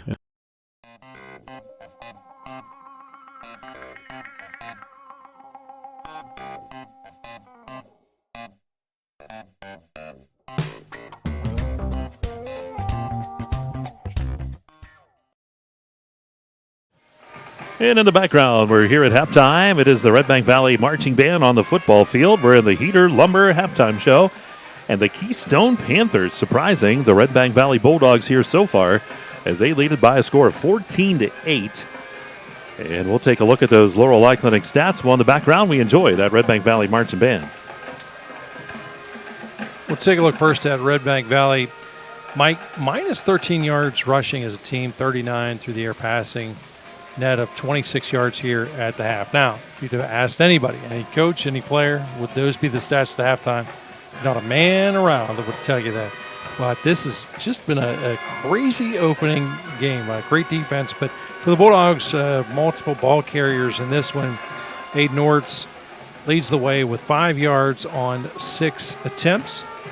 Followed by, as we look, it's Gunnar Maggiantini checking in with 2 yards. But then a couple of big plays defensively by Keystone caused Drew Byers to lose minus 14 and Bryson Bain minus 6. And again, some big plays defensively helping to put those numbers up. But through the air, leading the way for the Bulldogs. They've used all 3 quarterbacks in this one. Bryson Bain leading the way 3 of 8 with the 2 interceptions. Does have the 1 touchdown to go with it. That touchdown was a 22-yarder, by the way. Falling in receptions would be Aiden Orts checking in with the 22-yarder with 13 yards. Chris Marshall, 4 yards. Tate Minnick. Again, going back to the other quarterbacks, Gunnar Maggiantini 0 for 1 and Cam Wagner was 0 for 5 in this one. Again, 26 yards. And I don't think, again, it can't be anybody who thought that that's the way this game would unfold. It's been a defensive struggle, no question about that. And on Keystone side, 18 total yards on the ground, 5 through the air. And leading the way on the ground, it was Kyle Nellis. Nellis checking in with 11, 4 yards out of Steven Shetler, 2 yards out of Brett Wingard, and Caleb Nellis, 1 yard. Again, 18 yards rushing, 5 yards out of Brett Wingard. He was 1 of 6 for the 5 yards. Does have the 1 interception in this one. Again, 23 yards. Hauling in that reception, by the way, was Xander McHenry for the 5 yards. Okay, again, those stats are brought to you by the Laurel Eye Clinic. Do want to thank them, as always, for their great sponsorship. We're going to take another timeout. When we come back, we'll look at the scoring summary from the game, the Governor's Keys in the second half. We'll get some scores if we get them for you. We'll all send them your way. At halftime, it is Keystone leading Redbank Valley by a score of 14-8. And you're listening to the Kearley Tire High School Football Game of the Week. It's live on Explore Clarion and D9Sports.com.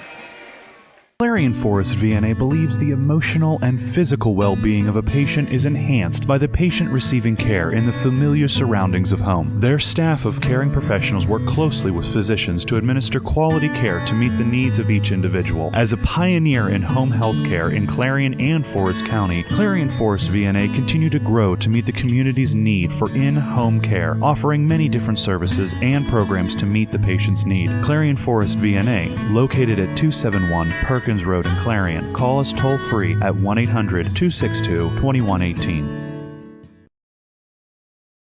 J&J Trailers and Equipment Sales on Route 66 in Shippensville is your one-stop trailer shop for all things trailers. J&J stocks over 70 trailers at a time of all shapes and sizes, including enclosed cargos, equipment haulers, utility trailers, tilt trailers, and dump trailers. Reputable brands include CarMate, Sport Haven, PJ, Liberty, and Wells Cargo. If you are looking for the most dependable trailers on the market, backed by the industry's best warranty, choose J&J Trailers and Equipment Sales. Trailers that work for a living.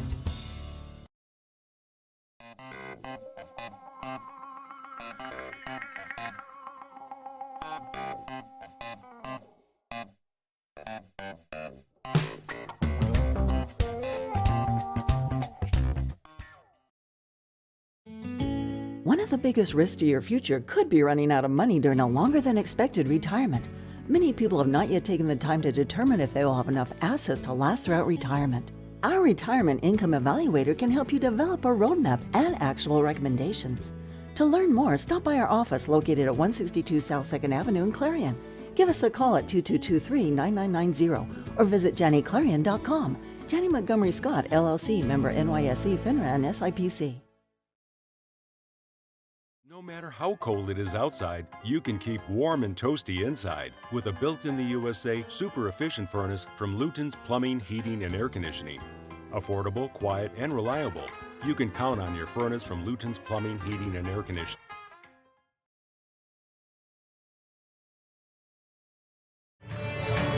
This is the EYT Media Network.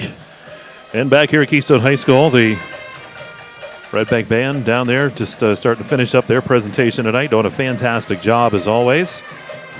Taking Bob back to his high school days. A lot of great songs. Yeah, it's something we really missed last year. We did get the bands back very late in the season, but it's such a big part of the atmosphere here at the high school level. And you know, the band members certainly work very hard, as does the band front. They certainly bring a ton of entertainment and excitement to really any football game, Mike. Very quickly, I'm going to take a look at the scoreboard. As we take a look around, it is Union AC Valley at Brockway. No score in that one, but it was under a delay. Lightning coming into play there. Montauk 0, Kane 0. That last score update was late in the opening quarter play. It is Slippery Rock 14, Central Clarion County 0. And a lot of you are saying, well, wait a minute, how can that be? They should be playing Punxsy. Central Clarion should be playing Punxsy, and that's not the case. As again, due to some changes, some issues, that game was scheduled last minute, so that both teams will be in action tonight. Garden City is up 28-0 over Girard. Brookville up 14-6 over Bradford. Clearfield cruising 21-0 over DuBois. Elk County Catholic 12, Bucktail 0, the end of 1. County 14, Cameron County 8, late in quarter number 2. And it is Everett 6, Kerwinsville 0. Very late in quarter number 2 as the Keystone Marching Band takes the field right now. Mike, let's listen to them just a bit. All right, and wasn't going to let folks know, I'm looking for the date, but I will be at the Clarion County Band Festival this year over at AC Valley High School, and we're going to have that live on Explore Clarion for you as well. I know that gets an awful lot of action as far as viewers, and it's great that you're donating your time. Of course, a wealthy man like I'm kidding. People are like, oh my God, he is like terrible. So there's Keystone in the background here. We'll give them a quick look as we did the Redbank Band.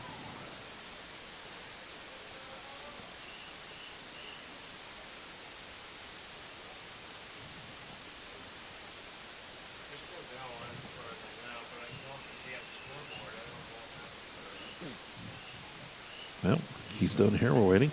Here we go.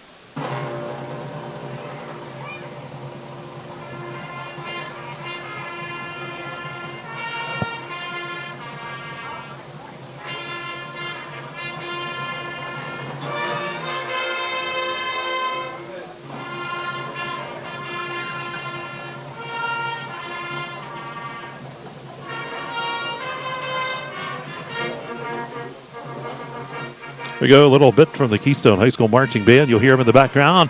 Doing a fantastic job. And again, we'll get that date to you. I had it in my phone there and can't find it right now. Technology's great, but I'm old and I can't find anything. But I know I'll be over there with that one and can't wait to hear all the different bands from all over district or the Clarion area. It's the Clarion County Band Festival. Taking a look at the scoring summary for you, brought to you by Gatesman Auto Body. And the first quarter at the 4:03 mark, Redbank Valley got on the board first. It was Bain going to Minnick, 22 yards. The 2-point conversion was good to Orts, and it was 8-0 Redbank Valley. But then it would be Keystone with the next two scores at the 5:28 mark. Nellis with the interception returned it about 35 yards. The 2-point try was no good, 8-6. Redbank held on to a 2-point lead. But then with 4:31 to go in the second quarter, how about Shetler? Stepped in front of another Bain pass, took it back roughly 35 yards. The 2-point conversion was good. That pass went to Nellis, and Keystone took that 14-8 lead. That's where we stand here at halftime. And again, the scoring summary brought to you by Gatesman Auto Body. I want to thank them for that. And while we're rolling here, why don't we just continue right on in to Robert and those keys to the second half, if you're ready, Bob, because Kerle's Kitchens is our sponsor. And looking at the first half, kind of Redbank going in at halftime has to be a little bit surprised. Yeah, they certainly do, Mike. And I think the big key is you have to take a deep breath. You got to say, look, we have an entire second half of play. Let's try and not do more things than what we need to do. In other words, take care of the football first and foremost. Execute. You have the speed out there. Take advantage of it. Make some things happen out there. The defense has played pretty well. Obviously, anytime you limit an opponent to those few yards, I think you got to be pleased about your performance, but you have to execute offensively. You had some opportunities you didn't capitalize on. Look, you trailed just by one score. If you get the score and the conversion, you can even take the lead in this one. But you still got to come out. You got to play 2 more full quarters. You're going to go wide open. You don't have to take chances on that defensive side. Let everything be. On the offense, just execute. And it doesn't matter which quarterback you have. You still have to block for him. You have to do the little things well. If you do that, it's just like building a house. You lay down the foundation, good things are going to happen. If you got the right foundation, basically it's going to take care of itself, if you will. Now, for Keystone, again, I think they're in a great position here. They're managing the clock. I think a lot of people viewed them basically as an underdog in this one. They still have to execute a little bit. They need some big plays or a play or two out of their offense. I think, too, special teams is still a big key, Mike, because they need to take advantage, get a return, flip, maybe change that field position a little bit. If you can pin Redbank back deep a little bit, then be aggressive on that defensive side, I think you're going to be in great shape. By the way, as I was sitting there at halftime, I had to make an adjustment because I almost some days think I need bifocals. I did give Orts credit for 22 yards receiving. Actually, should have been on Minnick, who has 26 officially. Again, 26 of the team's 39. So I do want to make that correction, as of course Orts did catch, but it doesn't count stat-wise, did catch that 2-point conversion in this one to account for 2 of Redbank Valley's 8 points. But no, I think both teams are in a great position. Certainly we've got an exciting second half of play. This is why we wanted to be here. We expected a good game. I will tell you, however, I did not think it was going to be a defensive struggle between these two teams. If you would have told me that you were going to hold teams in check like this, I'd have bet you a steak dinner, because there's no way that probably is going to happen. Well, pretty much hardly ever. A lot of times these teams will get this many yards in a drive, let alone an entire first half. All right, we'll take our final timeout before we head back into the second half. And want to thank again all of our great sponsors here at halftime. Lorelei Clinic, Zockrell Motors for that scoreboard. We'll check that too when we come back. Gatesman Auto Body and Kerle's Kitchens as well. Third quarter is going to be coming up here on the way, so stay tuned. It is Keystone leading Redbank Valley 14-8 here at halftime. And you're listening to Kearley Tire High School Football's Game of the Week. It's right here on exploreClarion at D9Sports.com. How cold it is outside, you can keep warm and toasty inside with a built-in the USA super efficient furnace from Luton's Plumbing, Heating, and Air Conditioning. Affordable, quiet, and reliable. You can count on your furnace from Luton's Plumbing, Heating, and Air Conditioning.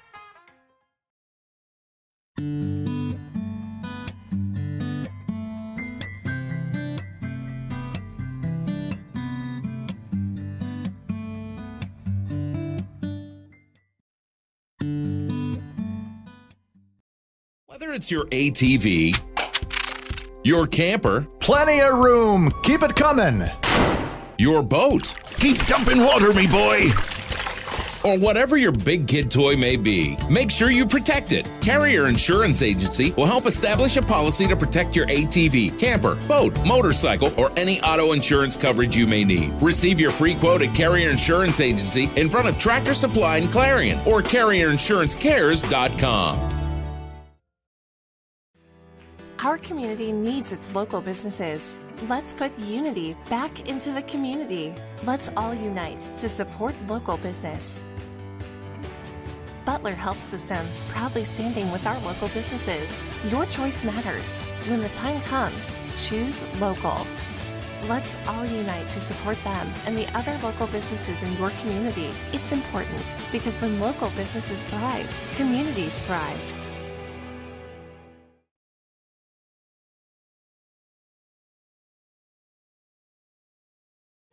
Located off of This is the EYT Media Network.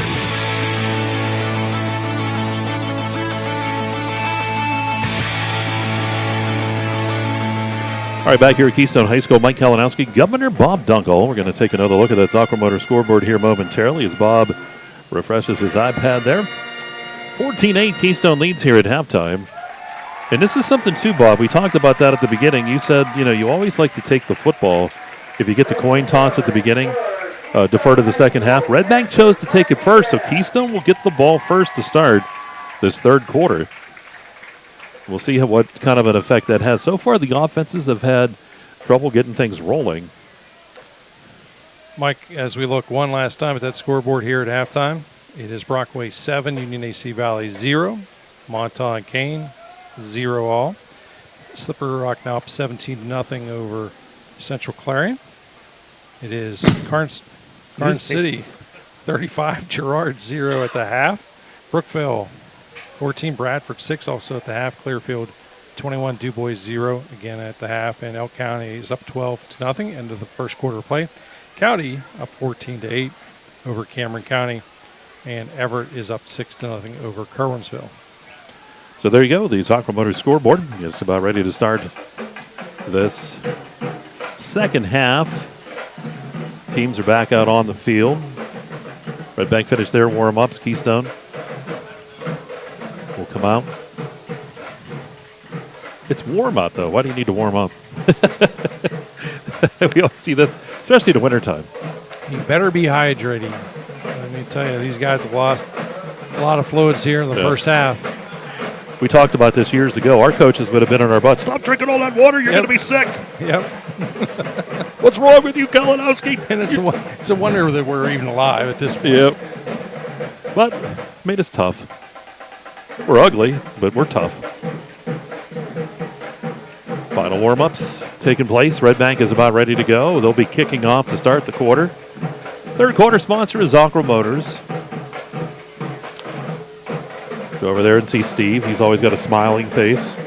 And there's his brother, Pat.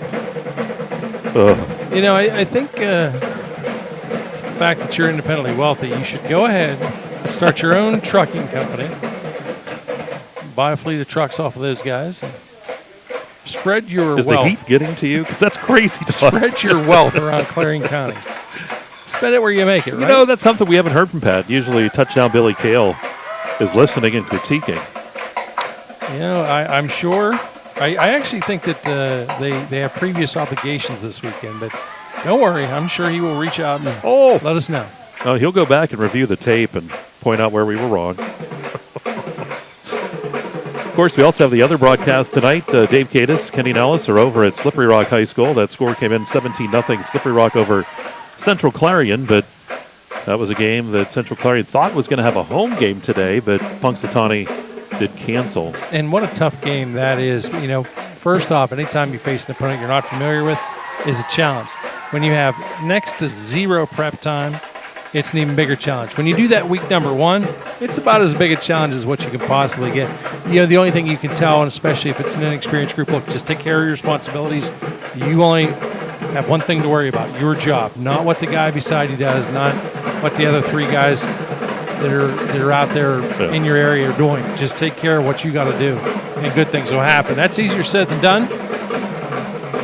I'll tell you what, that band's going right at it down there, Bob. They saw you up there. They want you to stand up and give them a salute. Look at that. Now they're cheering. There you go. Give them the thumbs up. And again, it's so nice having the band, having the cheerleaders here. Well, so, shot of energy. And this is life. Things happen. People did what they thought they needed to do, and it's time to move on. And you have to be cautious. But, people are, you can just see the smiles on their faces, and this is what folks need. When you look across the field, the support that Redbank has brought tonight, an awful lot of red in that area. You and I, of course, have been around so long. A lot of people tend to forget there used to be a press box on that far side of the field. That's where the coaches would be and the radio guys. Had to climb up a little ladder, pass the equipment up. So many of those stories, too. Remember years and years ago down at Carn City, too, the old press box. And somehow we used to use this, what was called the Marty system. It was like where you could shoot a signal back to the station, and it was very clear. It was better than a phone line. I don't know how we ever got a signal out of there. It was only supposed to go like so many miles. We somehow did it. But, the crazy thing is we found that it worked way better than the phone system. Yeah. But, of course, at that time, we're telling our age that you really didn't have cell phones to communicate, so you hoped everything was working. Well, here we go. We're getting set for second half action. Zocker Motors, your third quarter sponsor. Mike is such an old guy. Done this in the 80s, the 90s, the early 2000s, the 2010s, now the 2020s. Me? I'm looking over at you. Don't remind me. Panthers are back deep. Albright back there along with McHenry. Kickoff by Downs. Sends it deep. McHenry looks up. He'll take it at his 16. Back to the 20. Up to the 25. 30. Right up the middle he goes. Got a little seam. Nice run by him across the 35 and out to the 38-yard line. I love the fact that no hesitation whatsoever. Just took off. You need guys like that that are reckless, that have a lot more courage than what I ever would have had back there. That's the kind of guy you need back there.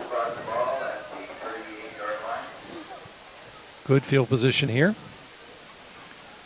Panthers come to the line. They lead here 14-8 here in quarter number 3. Single receiver on each side. Backs of the I formation behind Wingard. He'll hand that football off. Nellis hitting the backfield, spins around, gets back to the line. Maybe ekes out about a yard out to the 39-yard line. Give him 1. Second down here, 9 for the Panthers. I think you're going to see the defense for the Bulldogs play pretty aggressive here. I thought that they would basically stick with their same formation a little bit, but they're playing run first and foremost. Really plugging each of those gaps up front. Second and 9, handoff again to Nellis. It's a little more ahead of steam out near midfield, or up to the 45, excuse me, not quite midfield yet. And he'll be stopped there. That'll be a gain of 6. Sets up a third down here, and boy, it's a long 2 short 3 is what it looks like. This is that manageable third down that I constantly talk about. This is where you want to be. Because technically you can run anything in your playbook right now and have a good chance of succeeding. Early on in the ball game, Wingard would have kept the ball, tried to run it, but the linebackers have been pinching the inside very tight. He'll hand that football off, and that's a first down carry for Nellis. Bust across midfield and down to the 48-yard line of Redbank Valley. It's a gain of 7. A good job just to move the chains once again. Give him 26 yards in the ball game. Gets the ball just like that into Redbank Valley territory. So now Allegheny Grill first down here for the Panthers on their opening drive here of quarter number 3. It's been one of their longest sustained drives. Yeah, nice. There's nothing fancy. They are executing on this drive is the difference. And off again to Nellis over the right side. He'll drag a few tacklers forward. Flag comes in. See what this one is. It could be a hold, but there could be a tug there of the helmet maybe toward the end. We'll see. Would have been a gain of about 2, almost 3. Official from behind the play is the guy who threw the flag. It will go against Keystone. Will be a hold.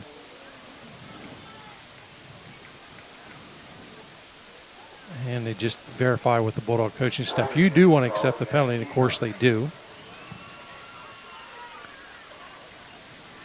So it's once again another first down.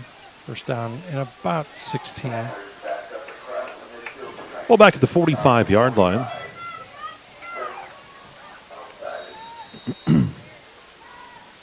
Panthers with that lead, and I think they looked at it this way. If they can get time off that clock, if they can eat that clock. It's real hard to score if you don't get a chance to touch the football. Ball handed off. That's Nellis getting the run up the gut, banging around. And he'll be dropped across midfield at about the 46-yard line. So, looking to see where that was set. Roughly about 9. I was going to say closer to 9. Second down here, and about 8. The ball at the 46-yard line. The one issue when you decide to play that gap defense, you expose yourself because you create one-on-one situations. All it takes is that ball carrier to win his battle, and he's going to get big yards like that. That was Caleb Nellis on the carry. Aaron hands it off and hit in the backfield and driven back that time was Kyle Nellis. It's going to be a loss of a couple, push him back near the 48-yard line. But the bright side is when you play gap and you win the battle defensively, you make big plays like that, so that's why you do it. So it's a third and just under the 10. So the Panthers coming out, keeping the ball on the ground. Clock continues to turn here in this third quarter. I do want to thank the good folks over here at Keystone High School again, just rolling out the red carpet. We've always been treated very, very well, and certainly we'd love to come back. Well, snap back to Wingard. Flushed out of the pocket, fires downfield. Sliding catch down near the 40-yard line. And that was Drew Slogenhop with the catch. Had to look down there. Sorry, it's a bit dark in here. We might want to put some lights on here in a minute. Might want to turn the volume down so you can see better. Is that what you're saying? You do that when you're driving too, don't you?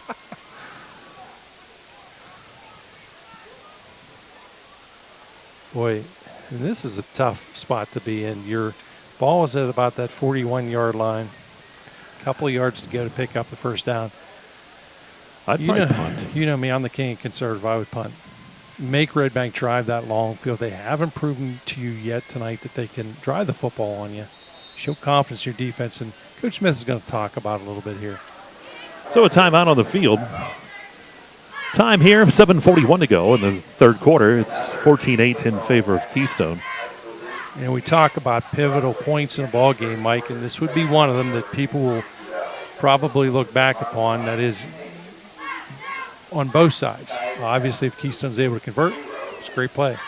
Redbank comes up with a stop, then it's a huge play. Belch shifts the momentum over. That's why there's a reason why I wear headsets and why I'm not on the sidelines. I'm too conservative, probably for most people's liking. I would punt that ball and say, drive on my defense. Try it.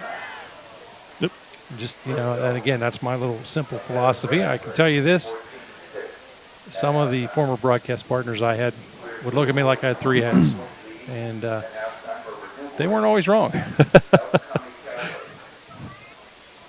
Then you'd have Pat Kerle that would come up with some razzle-dazzle player here. Yeah, this is one of those tough situations because that's a lot of yards to try and pick up on a defense that's this stingy. They're going to punt. It is tough, and there's not a bad thing here by punting, folks. If you can end a series with a kick, it's not always a bad thing. Isaiah Yarger as Marshall will go back deep. Marshall will be joined back there. Here's the punt. High, spiraling.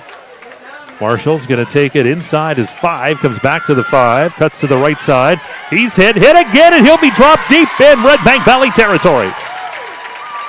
He's right around that 5-yard line is what, from our vantage point.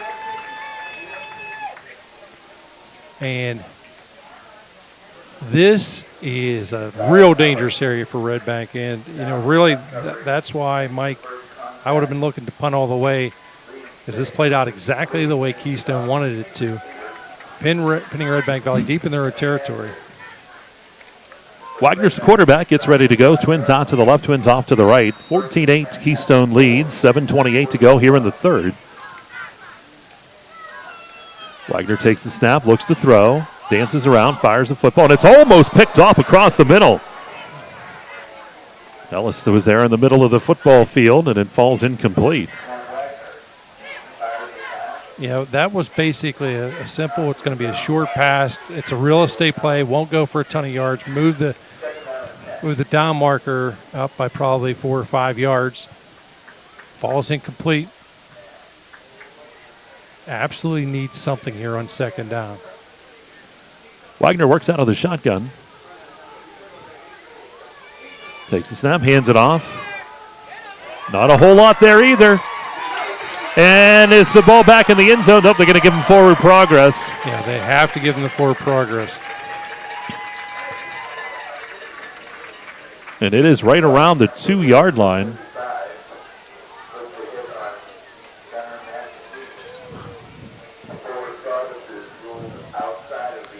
Magentini was the ball carrier. Magentini now 2 rushing attempts, 1 yard in the ball game.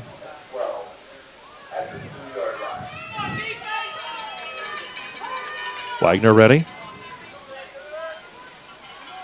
Third down long, about 12. Looking to throw. Rolls to the left side, fires the ball down the field. The pass is picked off, it's intercepted. I believe that's McHenry over there with the interception. And the Panthers in business again.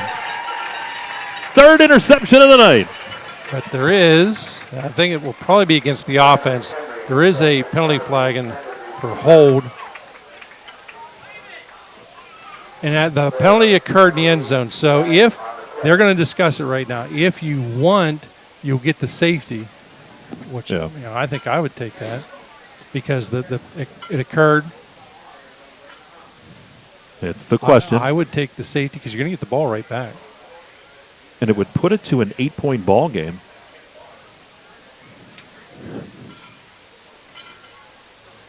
Or they can take the ball down inside the 5. Yeah, take the 2 points. It's a sure 2. Mike, anytime you can put points on the board, take it. Yep, they're going to take the safety. So Keystone will get the 2. Yeah, because you're getting the ball right back. It's still a mystery. You do have you would have the football, in theory, as a result, in great position, but so the safety occurs.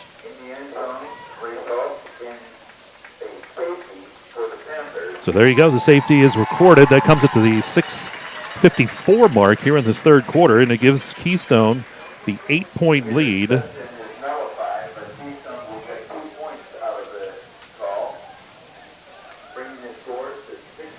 So they have it with the touchdown and the 2-point conversion, and that 2-point conversion is not an automatic thing at this level. So that 8-point advantage certainly was good with Coach Smith. Boy, he was really discussing with the staff. He wanted to know, is everyone on the same page? Is this what we want to do? Well, it's such an unusual situation. You only see that a handful of times over the years, but I knew right away what the discussion was going to be based on the official coming over. I saw the flag where it was at. So now if you're Redbank, you cannot give up any type of return here. You have to cover this. And the big key is everybody's got to stay in their lanes. And they will kick off rather than punt. Yep, it's a free kick if they want it. Downs to kick.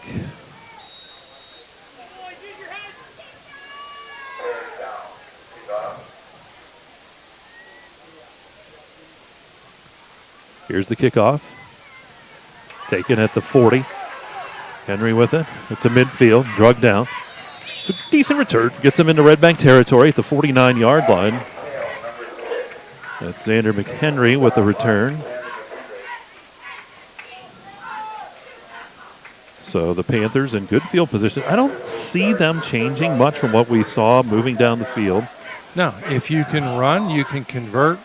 Again, put yourself in manageable downs, mix the pass in if you have to, just to keep everybody honest. Ball at the 49-yard line of Redbank Valley. Here come the Panthers. Henry wide out to the right, single receiver off to the left side as well. Wingard will come under center. Backs again in the I formation. He's going to hand the football off. Nellis gets the run, and he's going to lose a yard back to the 50, but that'll keep the clock moving here with Keystone up by 8.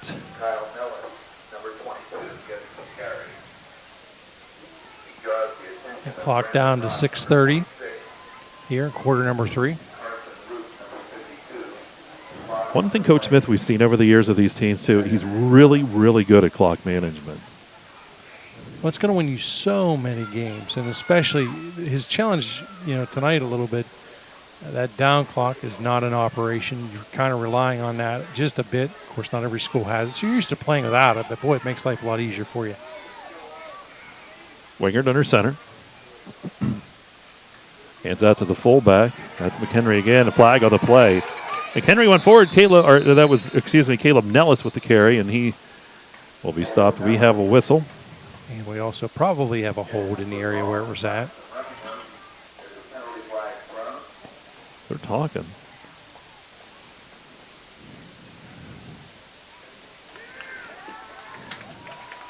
And it appears instead the sidelines reaction is it's against Redbank. Looked like it was going to be in the area of a hold. Host of Bulldog defenders in there, but the official saw something more than what we did. You see the face mask? Yep. Face mask against Redbank. That'll be tagged on at the end. And then Burton goes now. It's a first down. Pushes it inside the 40 and down to about the 38-yard line.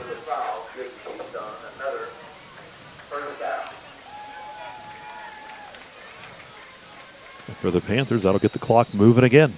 This Bulldog defense really needs to come up with a big play here, Mike. You can just feel the momentum has shifted completely. Wingard hands it off. And Nellis getting the carry and takes it inside the 35 and down near the 33-yard line.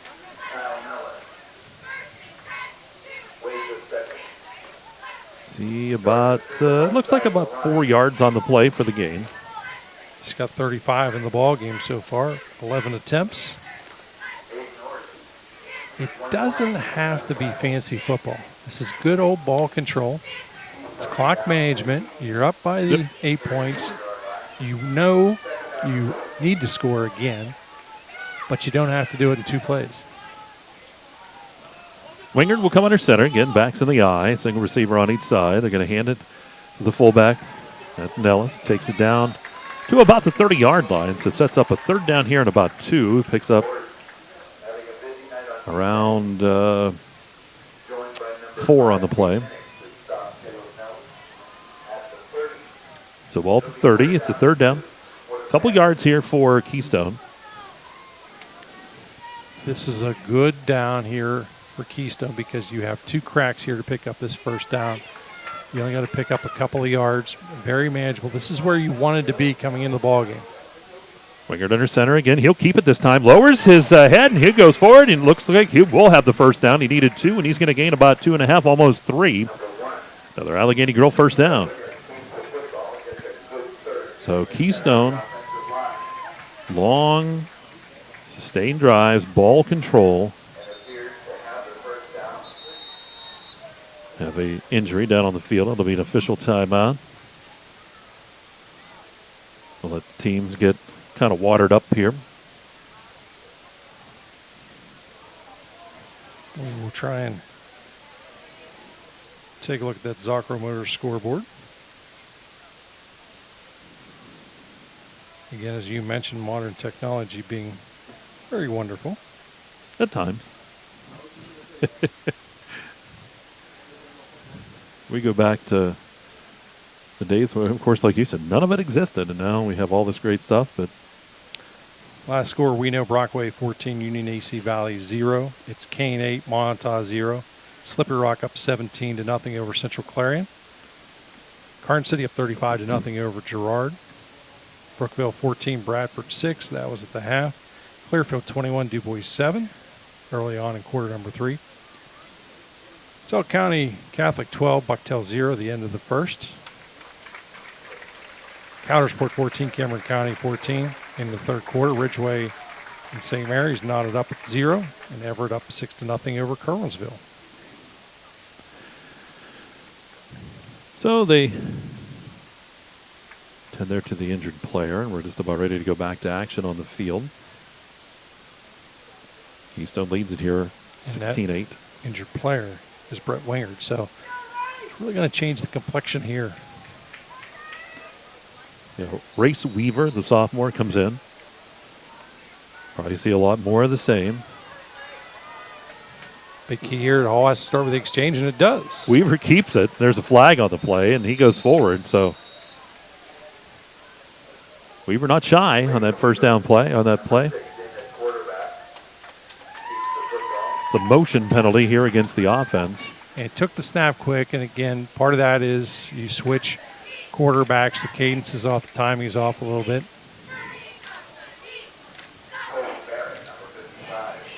So they will march it back against Keystone here. So big change here for the Panthers with Wingard out of the ball game with that injury. As of now, not sure the nature of it. He is sitting down there in the chair on the sidelines. Weaver comes under center, takes the snap, and do we have another motion penalty? Yep. Yep. Back him up 5 more yards. And again, so easy to see happen because, you know, what happens, you're used to a certain cadence. And, you know, I know it shouldn't be that way. It's easier said than done, however, at times. Big key is here, you just have to take a little bit of a deep breath. And if you're not sure, hesitate. Don't fire out of the block. Weaver ready. Takes the snap, hands that ball. Nellis looks for a hole, goes over the left side. He'll be met by a wall of tacklers that time. And drug down, he'll get back to about the 35-yard line. It's only a pickup of about 1.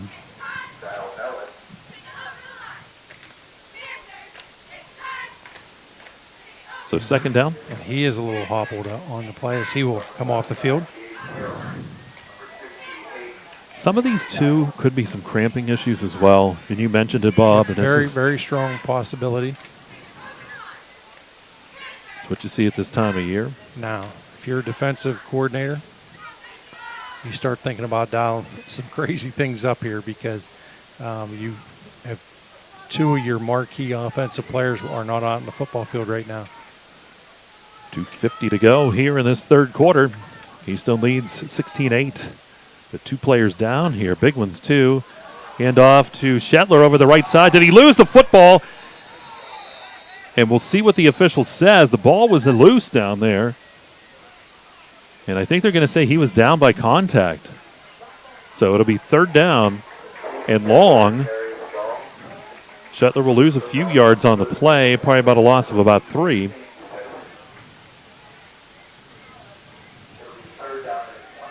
So third down here for the Panthers. Third down and long. Third down and long is brought to you by Luton's Plumbing, Heating, and Air Conditioning.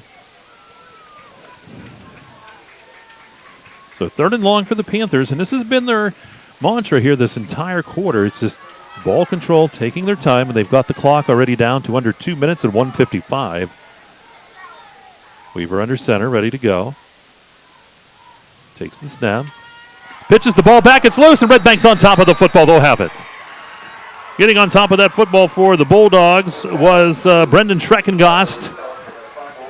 So the Bulldogs all over that one. Will have the football in decent field position here at about the 41-yard line. They trail 16-8. But a couple big names on the bench here for Keystone. Wingard down there along with Nellis. And that's Kyle Nellis. It looks like it's more cramping issues than anything as they work the legs down there. Mangentini will come in at quarterback here for the Bulldogs now as they have the football at their own 41-yard line. High snap gets over Mangentini's head. Ball is loose, still loose. And Mangentini able to get on top of that football, but big loss on the play. That's going to go all the way back to the 24-yard line. But an 18-yard loss on the play. Tough play. sometimes really what you want to do, Mike, is just simply take about an extra step back if you're the quarterback. Don't say a word to your center, just take the extra step back. Let him stay in his same routine. Mangentini ready. Takes the snap, looks to throw. He's going to run. Nope, fires the football downfield, and it gets over top of the defender and running with the football. Going toward the end zone for Redbank Valley. That will be Klaus, and he's into the end zone. Touchdown. The pass got over the defender. Klaus takes it in, and Redbank Valley now just 2 points down, 16-14. 77 yards on that one. Is it 77? Yes, sir. Ball was on the 23. Yep.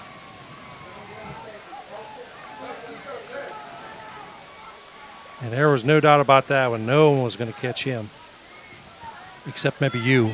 Well, I would have given it a shot. Yeah, and it wouldn't have ended pretty. No. I would have been all cramped up, too. 2-point conversion. Ball snap back to Mangentini. Fires that football. Flag on the play, though. Saw a flag come in. It was no good, but there is a flag.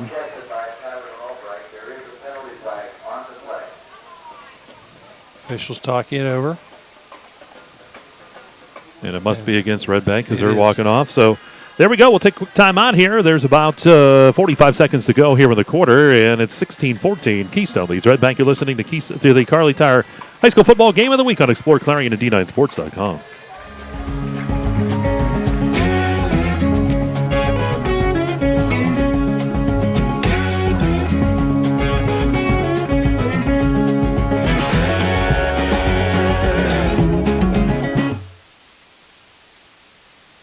So much to protect each day. Eric Schick Insurance and Financial Services is here to help you find the right coverage that fits your life. Call 814-275-2210 to learn more.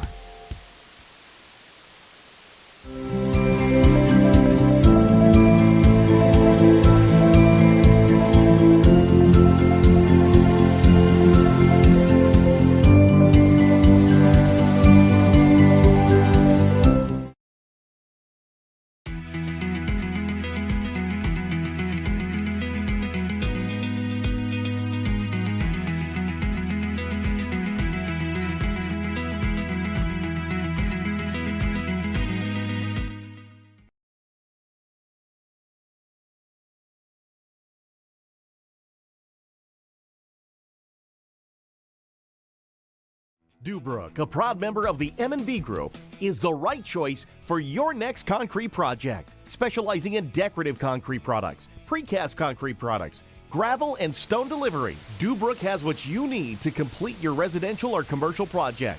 With locations... Right back to action we go. There's the kickoff. And running the ball back there for the Panthers, McHenry.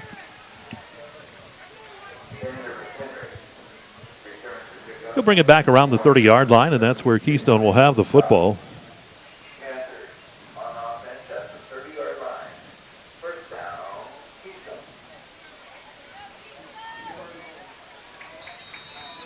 Wingard back in there. So we thought it was more cramping issues than anything, but we shall see. How quickly the momentum changes, partner. Boy, Redbank just piling up at the line of scrimmage. Here's the handoff. And is that Shetler getting the run? Yes, sir. He'll take it out to close to the 35. It's about a 5-yard pickup. We'll give him. A nice little hard-nosed run. Again, good run to start out. This drive brings up second in the full 5. I think that's the end of the quarter. That'll do it. Up here at the end of the quarter. And Keystone with that lead here on Redbank Valley as we will go to quarter number 4. But Bob, I'll tell you what, it's been a good one, and it was just, the 2 interceptions for the scores for Keystone. They've been able to control the ball, but then when Wingard got hurt, it kind of changed a little bit. Then you lost Nellis for a few plays as well, and Redbank was able to come out, and Mangentini was able to get that pass to Klaus to go the distance and make this a 2-point ball game. Kind of what, we talked about that coming over. We figured it was going to be close. I didn't see a blowout, but I think Redbank, of course, would have been the favorite in this one. I know everybody picking Redbank Valley, but I wouldn't have been surprised if Keystone hung tough and made this one close. But, hey, we're in the fourth quarter, and they've got a 2-point advantage. And regardless, and I can't tell you why this goes back a long time. Anytime Redbank plays over here, for the most part, it is a tough, challenging ball game. Doesn't matter about the records. I don't know what it is, but it is a tough place for these Bulldogs to play. And of course, Keystone again making some big plays on that defensive side, proving to be the difference. And this one might course up by 2 here as we start quarter number 4. Picked a good one to get the season underway with, no question about it. Yes, we did. Although I see Bucktail, now we've got the opportunity, a couple teams in our league will be playing Bucktail. Are you making that long drive? No. But who knows? Wingard hands it off. Shetler gets the carry, goes over the right side. And he's going to get a yard or 2 more out across the 35 and up near the 37-yard line. This is a very big third down. It's third and really just about 4. Yeah, it's a very long 3. Yes, long 3, short 4. So this is a huge down. I think you'll see Keystone keep it on the ground. I know I would. So third down and about long 3, short 4 here for the Panthers. Wingard comes under center. Single receiver on each side. He's going to hand that football off. Shetler gets the carry, trying to find a seat. He found it. First down, and it'll be dropped across the 40 and out at the 42-yard line. What a nice bit of running that time. And Shetler took a good, hard, solid shot at the end of that one, but still picked up that first down. Held on to the football. That's a tough play. Yep, about 6 for him on that one, and they'll put the ball at the 42. That's a big one.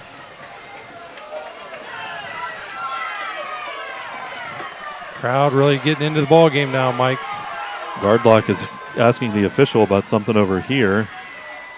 They're talking about the up-and-coming archery season. What a ball game. 16-14. Keystone. Panthers with the first down at the 42. Little draw play. Hands that off to the fullback, and that's Nellis. Making his way forward, Caleb Nellis. Doing a nice job, and he's going to gain about 5 yards on the play. Second down here and about 5 for the Panthers.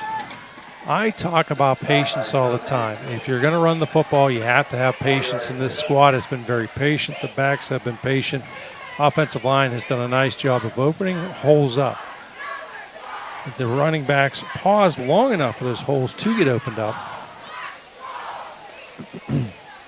Again, it's a good combination of working on the fundamentals, understanding roles and responsibilities. Panthers break the huddle, come to the line of scrimmage. Second down and 5 for the Panthers. This is where you want that 5-minute offense, if you will. Instead of a 2-minute, you're worried about taking 5 minutes off. Ball around the 47-yard line. Ball handed off. And in the backfield, hit and dropped is going to be Shetler. And he'll lose. And a flag on the play. And that's going against Redbank Valley.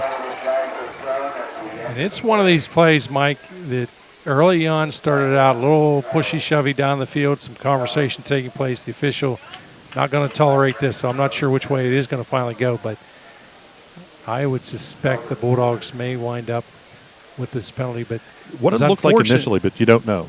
It was unfortunate. There was some pushing, shoving later, and a couple of the players continued to talk, and we'll see what the official says. Either way, they will not tolerate this. There's no question on that.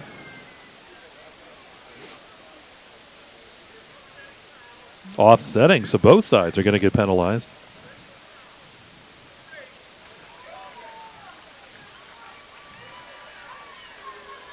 So they're offsetting. At first, we saw the one. I didn't see the other, but I can see how that precipitated and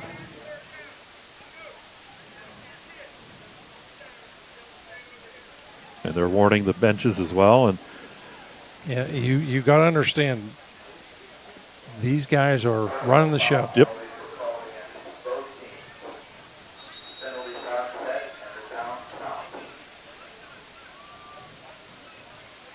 They're going to gather everybody on each sideline, make sure they're all on the same page. Yep. And it's going to be, Mike, we talk so many times that sports give you learning opportunities, learning moments, and this is one of those learning opportunities. This is where I think it was a good call to do the offsetting, because now the officials put everybody on warning. They make sure everybody's on the same page. You've been given your opportunity, and if you will, a second chance in this. You have to respond accordingly, regardless as to what side of the football field you are. both coaches were out talking to the officials too, and the officials were basically saying, hey, this is how it is, and you said it very well, Bob. The officials run the show. And remember, you always want to let your actions speak by the plays you make. And that's what you have to do. And it's one thing to get caught up emotionally in the game. It's tough. You and I both played sports, and you get fired up and things like that. But part of the game, too, is just holding those things in check and using that to your advantage. And we'll see. Looks like the coaches are ready. Both these guys know. They told their teams, let's go, guys. We got matters at hand. There's a lot of business to take care of here. This final 9 minutes, 27 seconds. We're going to work out of the shotgun this time. They're going to go away from that run, maybe. And do we get a timeout? We get a timeout taken by the Keystone Panthers. So yeah, and that's a really good timeout because I'm not sure what the play was going to be exactly, but you can see people were very uncomfortable with the way, based upon the way Redbank was set up in the defensive formation. And again, you're in the driver's seat right now. You're up in this ball game. You don't want to do anything crazy. You've got the ball in pretty good field position. If you can't capitalize here on third down, certainly you can punt, still be in great shape. But obviously your goal first and foremost is to either A, pick up the first down, or B, at best, have a fourth and manageable. Although if they were to come up short, unless it was really, really close, I still think you got to kick it. But looking ahead, you still have third down to deal with here. But it is third and long. And again, folks, this is week number 1. So these teams still working things out. You're going to see things, as the season goes on, teams will get a little bit crisper and stuff like that. You're probably not going to see these lineups remain entirely the same. No. Here we go. The Panthers, third down and long. Ball at the 45.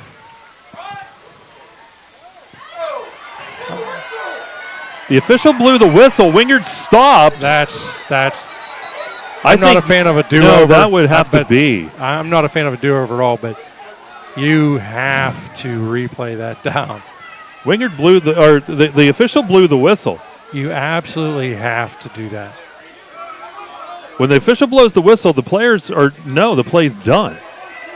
No, it's not a play. We stick up for these guys all the time, and sometimes you just have to admit I made a mistake. But they're going to say fourth down, and they're going to send the punter on. If I was Coach Smith, and Coach Smith is not a happy camper. Anytime that whistle blows, the play's dead. Yep. Here's the punt. And another whistle. When you see an entire defense, when you see Mike, an entire defense simply stop. Now the officials are going to talk. And they won't. I don't think they'll go back from here. No, they it's do. too They late. look really shaky. I don't want to say that.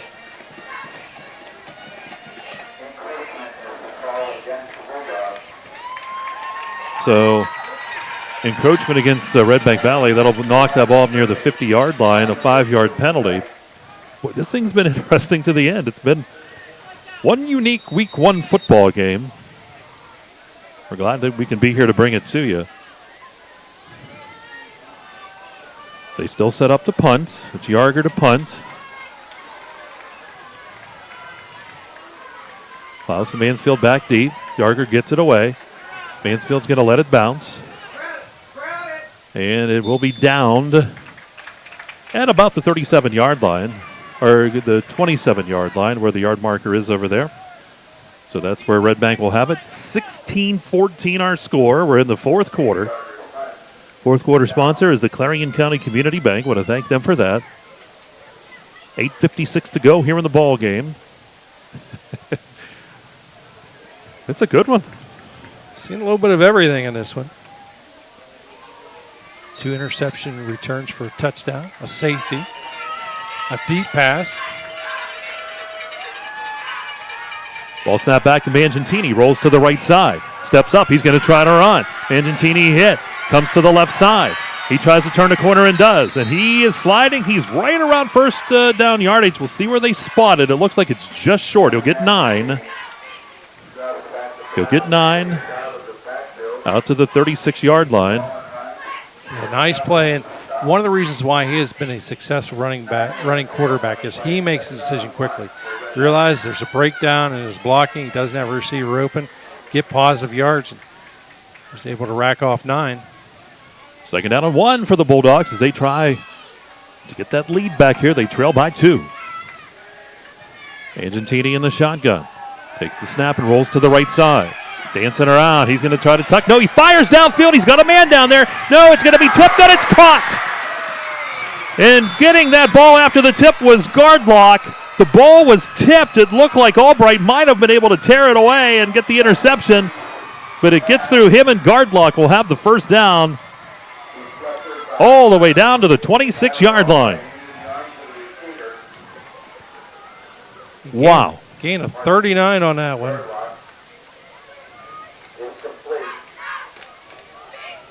See that a few times over the years. You know, the person goes up, you just get their hands on the ball, just not enough.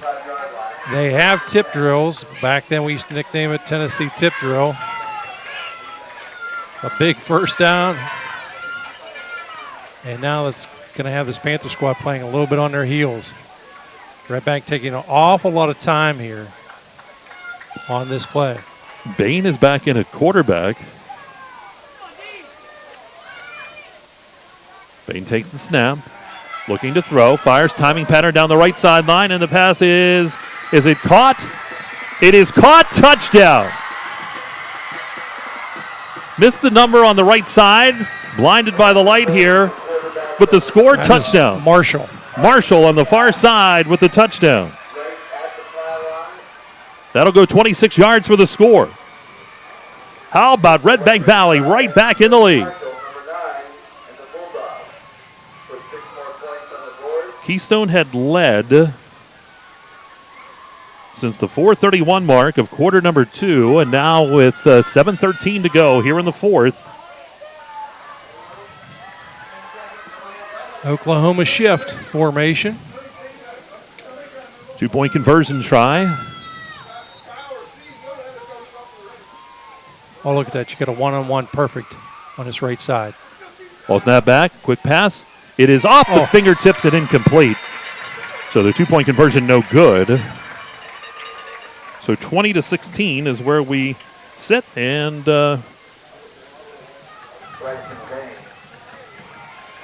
Redbank Valley back in the lead here at Keystone High School.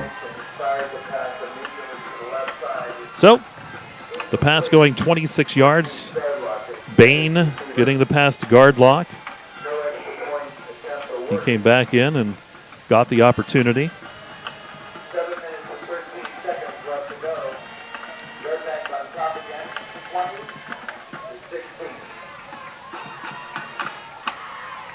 There we go. I'm all caught up now with my notes. Glad one of us is. We normally have a little more space to work with. We're all kind of wedged in together tonight, so I don't have the opportunity. And we're not tiny. I look like a Vegas card player shuffling things and trying to figure it out. Everyone's looking in there going, are they having like one of those where you used to like to pack as many people you could in a Beetle? You and I don't get invited to things like that too No, often. there's Somehow. two. I get in, and they're like maybe another half person. Yeah. Here we go, as Redbank gets set to kick it off. That's Downs to kick. Score is 20-16. If you are joining us, we're having a little bit of technical difficulty with the scoreboard tonight. McHenry takes it. Room up the middle. There he goes. 40, 45, 50. 35, 40, 35, 30. 25, 20. To the 15, to the 10, to the 5. Touchdown, Keystone. McHenry. Oh, my. What a way to answer. Coast to coast. Partner, I told you, special teams had to change the field, and guess what? They did. Changed it big time with a return like that. We'll see where he officially took that football, but wow. What a return. And you knew once he got to about this 45-yard line, it was all over. Really kept the wheels motoring. And we might have a replay. We'll see after this conversion here. It's set up. Wow.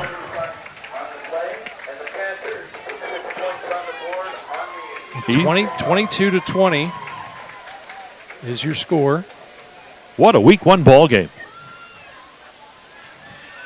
So they're going to go for the 2 here.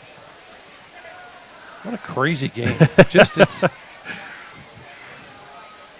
might be testing the blood pressure medication before this season's over. You might be. Here's Wingard ready to go in the shotgun for the 2-point conversion.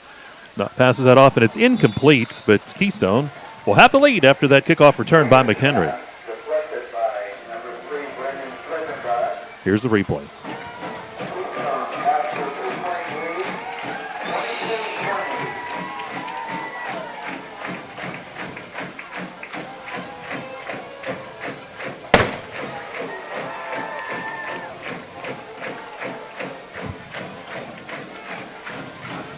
Big run by him. You see the crowd, the band into this one here, both sides.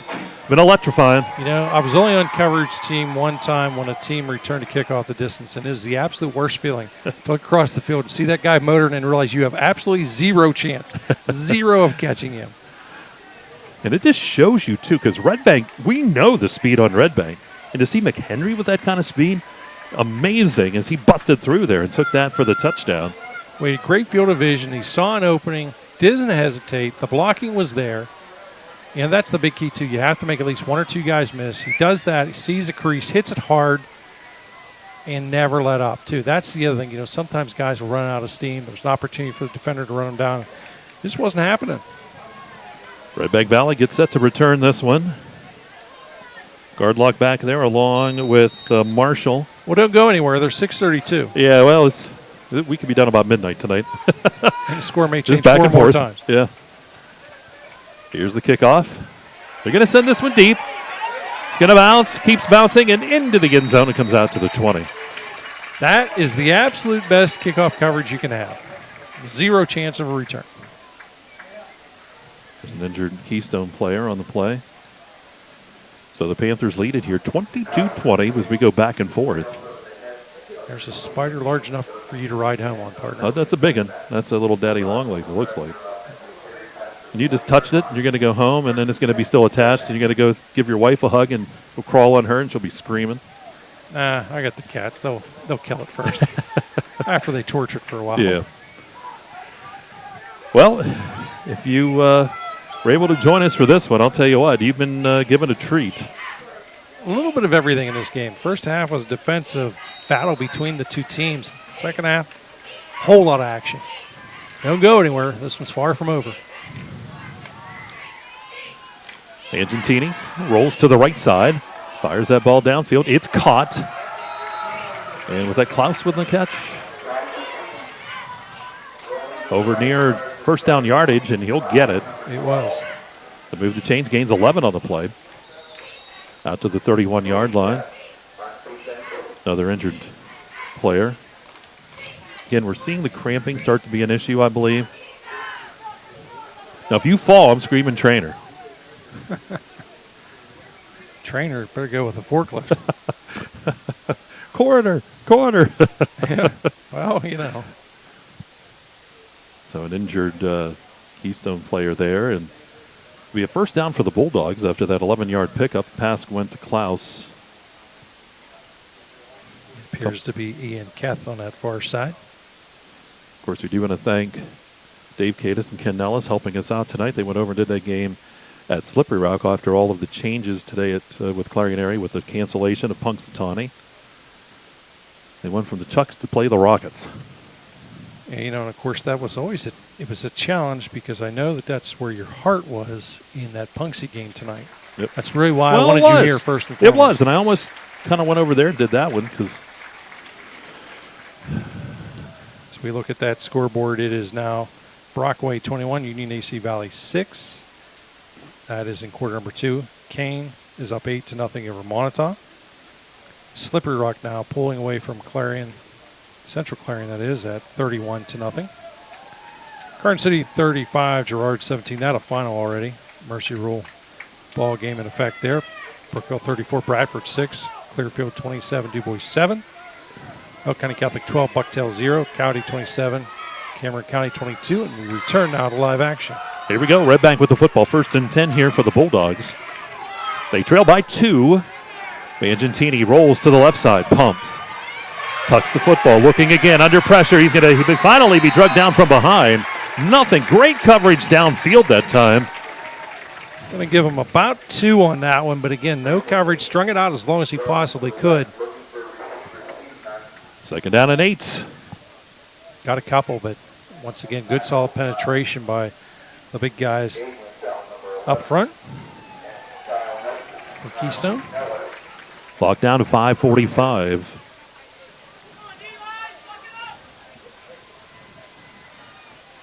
Champ Levere, Landon Hurlbrink, Nick Cosper, Cole Henry, all those guys applying pressure up front. Gardlock wide to the left.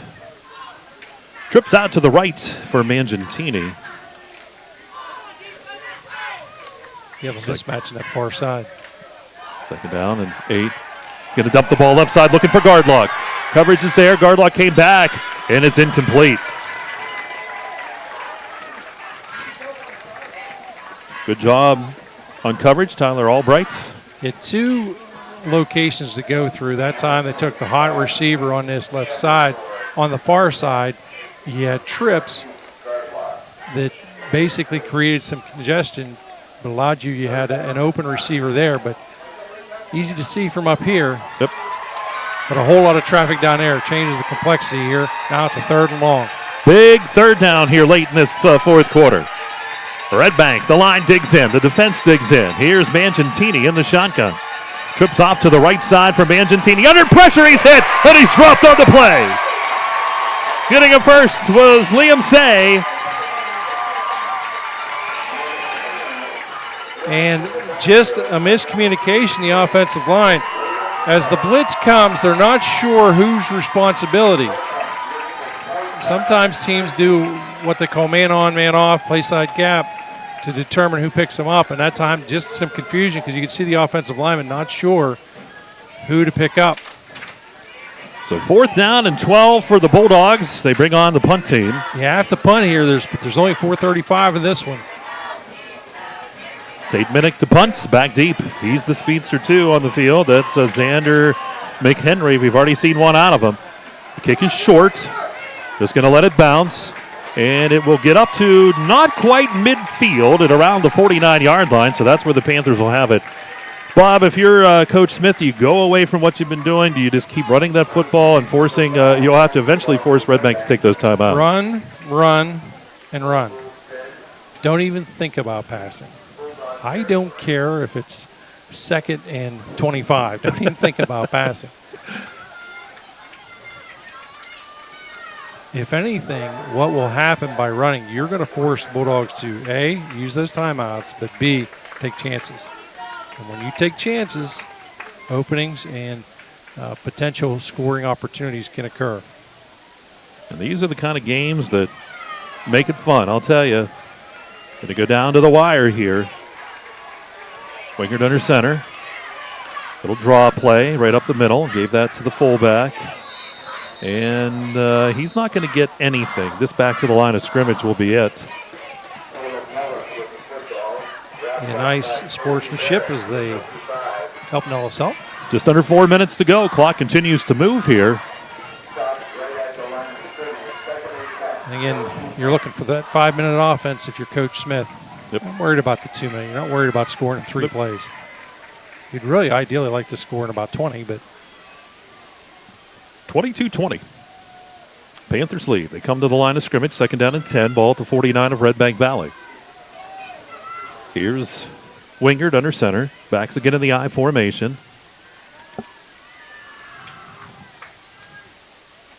Takes the snap. Hands it off. Ellis gets the carry. Dives forward. He'll get about a yard is all on that dive play, and it's 3rd down. But that clock continues to move. 3rd down and 9. Down to 3:10. It'll be under 3 minutes when we start this 3rd down play. it's a good job of just milking the clock. If Keystone wouldn't get it, we'll see Redbank go to a timeout, I would imagine, to try to save as much time as you can as you get the ball, would probably get the ball back. Well, you know what our good friend Larry Weiser says, you can't take those home with you. When Larry retired, I think really on the board he only had like 2 he never used. Seriously, it's like a world record. Larry's probably at home going, those guys are still on my rear end about that. Here we go, 3rd down. And do we get a timeout? Nope. Illegal substitution. Yeah, on Keystone. So that'll back them up 5 yards. A delay a game, I guess. Yep, delay a game. So we knew that they were going to take it to that edge, and not having that clock to watch as it ticks down. Usually you're reliant on the official, but you look at that back judge for him to put the hand up, give you the signal. But again, heat of the moment, you tend to miss that stuff. 3rd down and about 13. Here's a handoff in the backfield, and that's Nellis. He'll get back to the original line of scrimmage, gets back about 4 yards.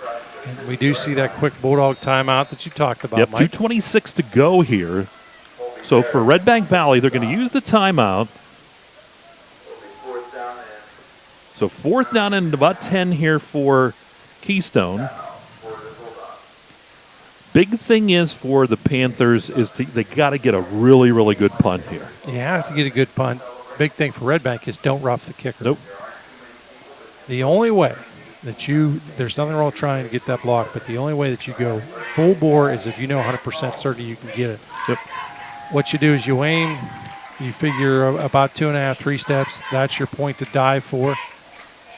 Aim for that area. Don't go any deeper.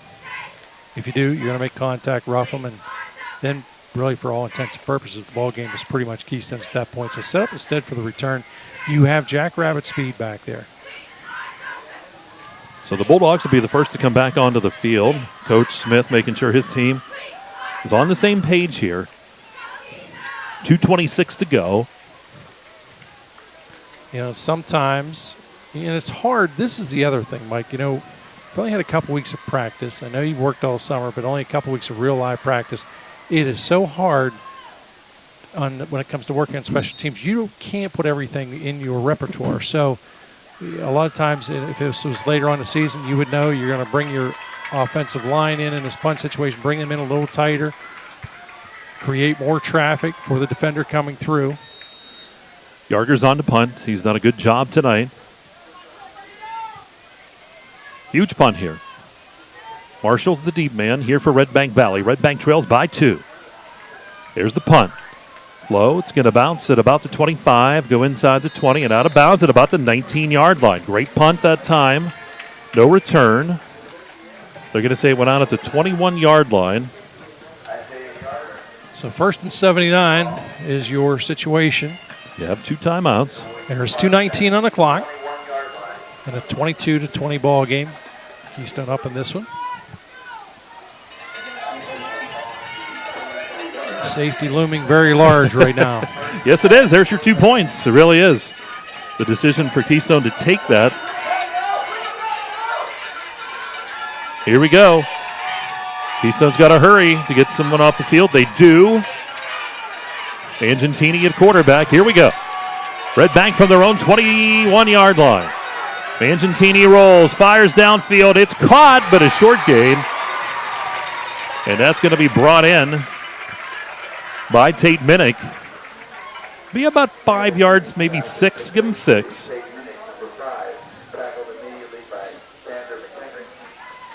Good catch by Minnick. Redbank. Big series here as the time starting to run out here. 1:53 to go. Mangentini to the right side. Mangentini looks downfield. It's caught again. No, it's incomplete. What a hit that time to separate that ball. Steven Shetler. Wow. Looked like a sure catch, but a clean shot. I'm glad I'm not in the receiving end of that one. Here comes Redbank now. 3rd down for the Bulldogs. 3rd down along 4. One of the offensive linemen actually lost his helmet on the play, Mike. So that's causing a little bit of delay to get everybody back to the formation up front. Good news is, of course, the clock is stopped because of the incomplete pass. 3rd down along 4 for the Bulldogs. It'll be 4-down territory if they don't get it with this late in the football game. Here's Mangentini under pressure. Rolls to the right side. He's got a lot of room if he wants to go. Mangentini is going to go forward. He'll have the first down as he jumps over a couple tacklers. Boy, he was being pursued from the side, from behind. Mangentini gets that first down. And I think he wanted to throw in the absolute worst way, but he realized he was a yard past the line of scrimmage, so he had to tuck it and run. We have an injured Keystone player. So they'll attend to him. Let's look at the clock again over here. 1:36 to go. 22-20 Keystone. They've actually got, there's a Bulldog player down as well. So they'll take care of those fellas over there. So they have 2 players right now that they're tending to. So let's take a look at that scoreboard. A lot of games going on here in week number 1. Got that Clarion and Slippery Rock game going on. Dave Cadis, Ken Nellis over there. Yeah, Slippery Rock up in that one 38-0 right now. Brockway 21, Union AC Valley 6, that at halftime. It's Kane 15, Montauk 0, early on in quarter number 3 in that one. It is Karn City winner 35-17 over Girard. That's a final. It is Brookville 36, Bradford 6, another final. Clearfield 27, DuBois 7 as a final. Elk County Catholic 12, Bucktail 0. Cameron County 28, County 27, late in quarter number 4. Well, here we go. Redbank Valley has a 1st and 10. Ball at their own 35-yard line. Bulldogs still with 2 timeouts, 1:36 to go. Keystone leads at 22-20. Bain will be under center this time. Saw Bain with a touchdown pass to the right side. We'll see if he shoots that way. No, he's going to roll here to this left side. Bain looking to throw. He's going to try to shovel pass forward, but it's incomplete as it hits the turf. 2nd down and 10. Bain was running out of real estate and tried to get something to happen.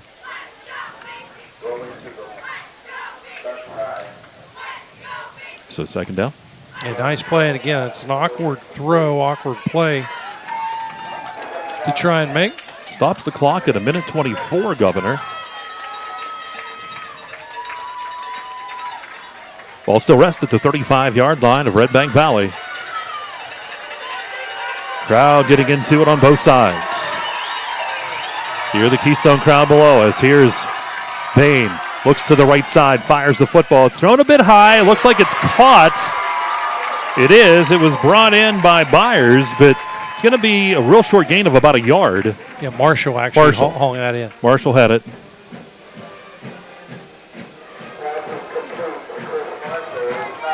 So 1 yard for that. 3rd down and 9.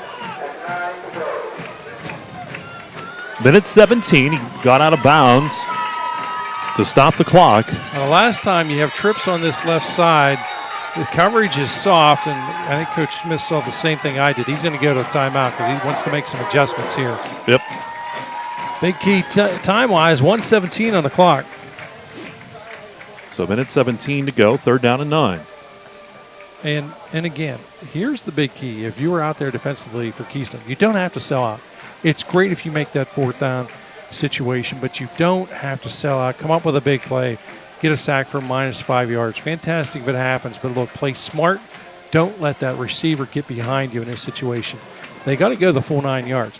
Even if they pick up a first down, remember, the clock is working against them. They do not have their full complement of timeouts. They have had a couple of big plays, and that's what you want to prevent against. And Redbank, of course, they're doing the opposite. They're looking for that big play. That's what they want. All it takes is a defender to slip, someone to, lose sight of a receiver, and it's a new ball game. Keystone will be out of timeouts now. Redbank still with 2 minutes, 17 to go. Here we go. It's going to be a 3rd down and 9 for the Bulldogs. Big 3rd down again. Last time Mangentini was a quarterback, he was able to pick up the first down. Now Bain in there for the Bulldogs. 3rd down and 9. 3rd down and long, brought to you by Luton's Plumbing, Heating, and Air Conditioning. Bain in the shotgun. Bain looks to the right side, swing pass caught. And right along the sideline, they're going to be short of the first down marker. They'll get out near the 40-yard line. We'll see where the spot's going to be. It'll be about a 4-yard pickup. So it'll be 4th down and 5. And Marshall with that reception. Bob with his glasses certainly helps. Hey, why lie? Without these binoculars, I'd be in big trouble on that far side. 4th and 5. Might not quite be the ball game. Redbank with 2 timeouts, but boy, it'd be huge here if Keystone would get the ball back. So a big, big down. 4th and 5. Bain in the shotgun. They're going to stack receivers on the left side. 22-20 Keystone. Bain takes a snap. It goes over his head. That ball down on the field, and Keystone will take over on downs at about the 25-yard line. Tough break. The Bulldogs not getting a chance as the errant snap turns the ball over on downs. And you're right, partner. It's not the ball game, but boy, it makes life a lot more difficult if you're a Redbank football fan. And we'll see them use the timeouts quickly here, and then we'll see what happens as the Panthers, with the football, they'll have it at their own 27-yard line. Minute 5 to go.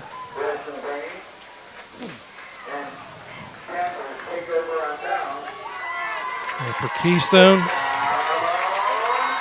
they're in that victory formation.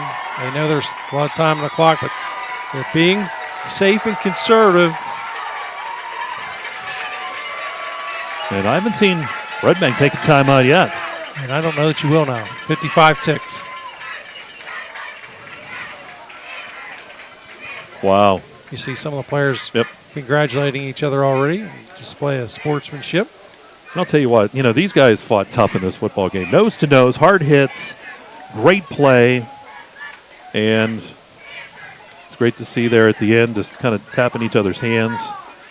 Wingard again will take the knee. Wingard takes his time, takes the knee. And that'll do it. How about Keystone with the upset in week number 1 as they knock off Redbank Valley by the score of 22-20. So the celebration on one side, and Redbank Valley, the team last year, surprising so many people. The favorite here at the start, but it's a young season, a long time to go.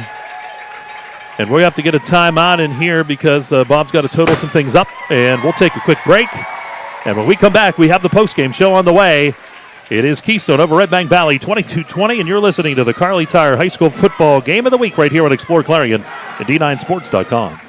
J&J Trailers and Equipment Sales on Route 66 Just minutes in south Shippensville of is your downtown one-stop Clarion trailer on shop Route for all 68, things trailers. CNA J&J Trees has stocks been in over the 70 nursery, trailers at a landscape, time of all greenhouse, shapes and garden sizes, center, including and enclosed gift room cargoes, business for equipment 30 haulers, years. utility trailers, Over an tilt trailers, acre of and dump retail. trailers. A great Reputable place brands to include find that CarMax, Sport perfect Haven, plant, PJ, Liberty, tree, and or Wells gift Cargo. for If you you are or a looking for the friend. most dependable We have you trailers on the covered on market, your backed by the landscape industry's projects best and home warranty, decor choose from start J&J to Trailers finish. and Equipment Stop Sales. by Trailers that CNA work for a Trees, living. 1.5 miles south of How Clarion cold it is Mall on outside, Route 68. You can keep warm Open and 7 toasty days a week. inside with a Be sure to built-in follow us USA on super Facebook. efficient furnace from Luton's Plumbing, Heating, and Air Conditioning. Affordable, quiet, and reliable. You can count on your furnace from Luton's Plumbing, Heating, and Air Conditioning.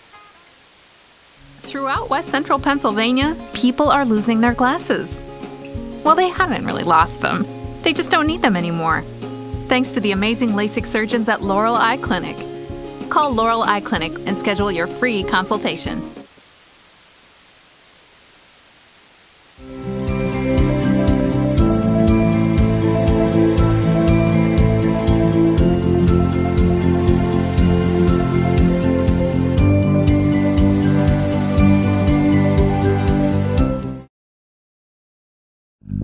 Zockrell Motor Truck Sales in Clarion is an international Diamond Ed certified service department. As one of only 276 such shops in all of North America, you can be sure that when your medium or heavy-duty truck needs service, the job will be done correctly at Zockrell Motors. Our work is guaranteed nationwide at any international truck dealer, and our parts and service prices can't be beaten.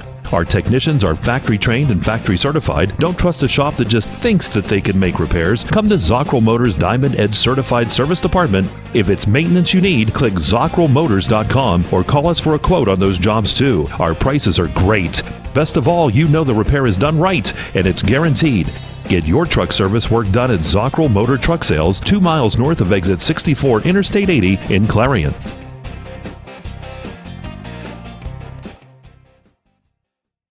So much to protect each day. Eric Schick Insurance and Financial Services is here to help you find the right coverage that fits your life. Call 814-275-2210 to learn more.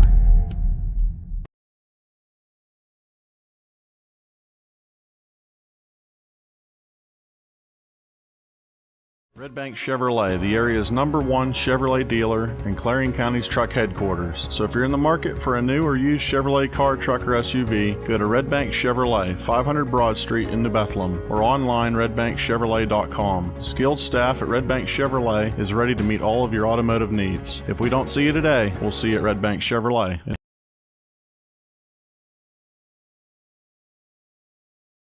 Locally owned and operated, Hager Paving of Strattonville provides a range of services: hot mix asphalt, cold patch asphalt, tar and chipping, and seal coating. Hager Paving's reputation in business is based on customer service, referrals, and your satisfaction. Serving residential, commercial, industrial, and local municipalities throughout Western Pennsylvania, exceptional service, exceptional quality. That's Hager Paving of Strattonville. Call 814-764-5080. That's 814-764-5080 for Hager Paving.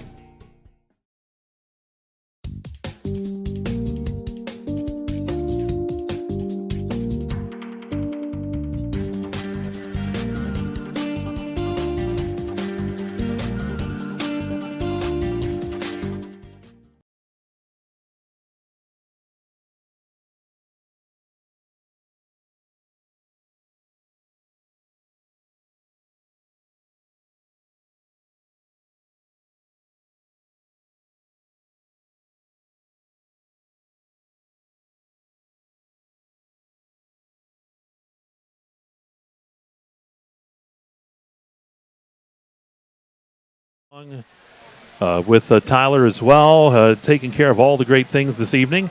And well, Bob, couldn't ask for a better ball game, and we're going to get ourselves into our post-game show. The post-game show is brought to you by the First United National Bank, the Fun Bank, and the stats are brought to you by the Laurel Eye Clinic. Yeah, what a challenge here, stat night. Unbelievable night for Redbank as far as rushing goes. Minus 31. Had some issues with fumbles, so as a result, while they did maintain possession, lost a lot of yardage. Finished with minus 31 rushing. Did have 203 through the air, 172 overall to account for that rushing total. Brayson Bain, minus 21, minus 14 out of Drew Byers, 5 yards out of Aiden Orts, and -1 out of Gunner Magentini. Big story here, Ray Schreckengoss not in the lineup, their leading rusher. That was certainly a huge factor for the ground attack of Redbank Valley. Through the air, it was quarterback by committee, as Gunner Magentini, he was 3 of 6 for 122 yards with 1 touchdown in this one. Cam Wagner 0 for 6, and Bryson Bain check in. He was 7 of 13, 1 interception, 2 touchdowns. Hauling interceptions in no particular order is Marquise Gardlock, check in, 39 yards, 44 yards out of Chris Marshall, and 1 touchdown to go with that. 32 yards out of Tate Minnick, 1 touchdown as well. And hauling in big touchdown, Mason Klaus. That touchdown was for 77 yards, finished with 88 on the night. Again, that wraps up the Bulldog total of 172 yards of offense in this one tonight. For Keystone, not a ton of yards, but again, it was all about ball control offense and milking the clock. Did a good job of that. Finished with 77 on the ground, just 13 through the air for a total of 90 yards overall. On the ground leading the way, it was Kyle Nellis. Nellis checks in 37 yards, 14 yards out of Steve Shetler, 23 yards out of Caleb Nellis, and 3 yards out of Brett Wingard. As a team, 2 of 8 for 13 yards. Did have 1 interception. That was Brett Wingard. Excuse me, I said the phrase as a team, but as a team had 13 yards passing, but Brett Wingard accounting for all 13. He was 2 of 8 for the 13 yards and 1 interception. Hauling in receptions, Xander McHenry, 5 yards, and Drew Slogenhoff checks in with the 8-yard reception. Again, 90 yards to the offense, but Mike, they won the most important part, which was the scoreboard tonight. And it was a 22-20 win. Again, those stats brought to you by the Laurel Eye Clinic. And let's take a look at the scoring summary for the second half of the football game. The third quarter, it was 14-8 with Keystone in the lead. And at the 6:54 mark came that safety. There was a holding penalty in the end zone. Keystone took the safety. That made it 16-8 at that point. But then with 45 seconds to go in the third quarter, Magentini found Klaus and went 77 yards for the touchdown on the pass play. The 2-point conversion was no good. It was 16-14 at that point. And then Redbank would take the lead, excuse me, in about early in the fourth quarter, with about 7:15 to go. It was Gardlock taking the pass from Bain, 27 yards down the right side of the field. The 2-point try, no good. It was 20-16 at that point. And then at the 6:50 mark of the fourth quarter, Keystone would take a lead that they would not relinquish. It was McHenry with the kickoff return for touchdown. The 2-point conversion was no good. Keystone led 22-20 and ended up with that final score as they knock off Redbank Valley. And again, the game summary brought to you by Gatesman Auto Body. Well, Bob, time for the Hager Paving Player of the Game. Hager Paving located in Strattonville, and we talked about it. We thumb wrestled, and JD was up here, and he was involved. He was pushing and shoving, but we came up with a winner. And we're going to go with Xander McHenry. That return, Mike, proved to be the difference in this one. Changed the complexity. It was a great way to respond to that Bulldog touchdown, just as they got back into the ball game, very comfortable. And a response like that took it to the house. Great job in his part. He is your Hager Paving Player of the ball game. All right, and again, want to thank Hager Paving for that. JD down there taking care of those duties, and I know we'll have at some point here, probably next week, we got to get a microphone on him. We'll get that microphone set up so that we can hear that little bit of an interview. I know he'll have McHenry come over and he'll talk to him. There's going to be some live social media with that, so you can also look at Explore Clarion on Facebook as well as D9 Sports on Facebook for that interview there. Quick, again, it is the Zockro Motor scoreboard. We're going to run through that one last time. Brockway 21-6 up on Union AC Valley. That game was listed at halftime, has to be past that. Kane 15, Monitas 6, although that lightning had slowed that game down. Slippery Rock 38, Central Clarion 7, that was the final. Carn City 35, Girard 17 final. Brookville 36, Bradford 6, it's the final. Clearfield 27, Dubois, or Dubois as Bob calls it, final. Elk County Catholic 20, Bucktail nothing at the end of the third. And Cameron County knocked off Coudersport 28-27, so a good one there as well. That heck of a ball game. So that'll wrap up our post-game show. And want to thank the First United National Bank for their sponsorship. Laurel Eye Clinic for the stats. Hager Paving for a player of the game. And also the Gatesman's Auto Body for the scoring summary. Next week, we'll be back on the air. You want to tune in to Explore Clarion, D9Sports.com. We'll have more coming your way. Great coverage of local high school sports. Keystone a winner tonight, Governor, and how about getting us out of here? Well, thank our cameraman, JD, as well as our producer here, Tyler Oakes. For my broadcast partner, Mike Kalinowski, this is Governor Bob Dunkel saying, hey, just be careful out there.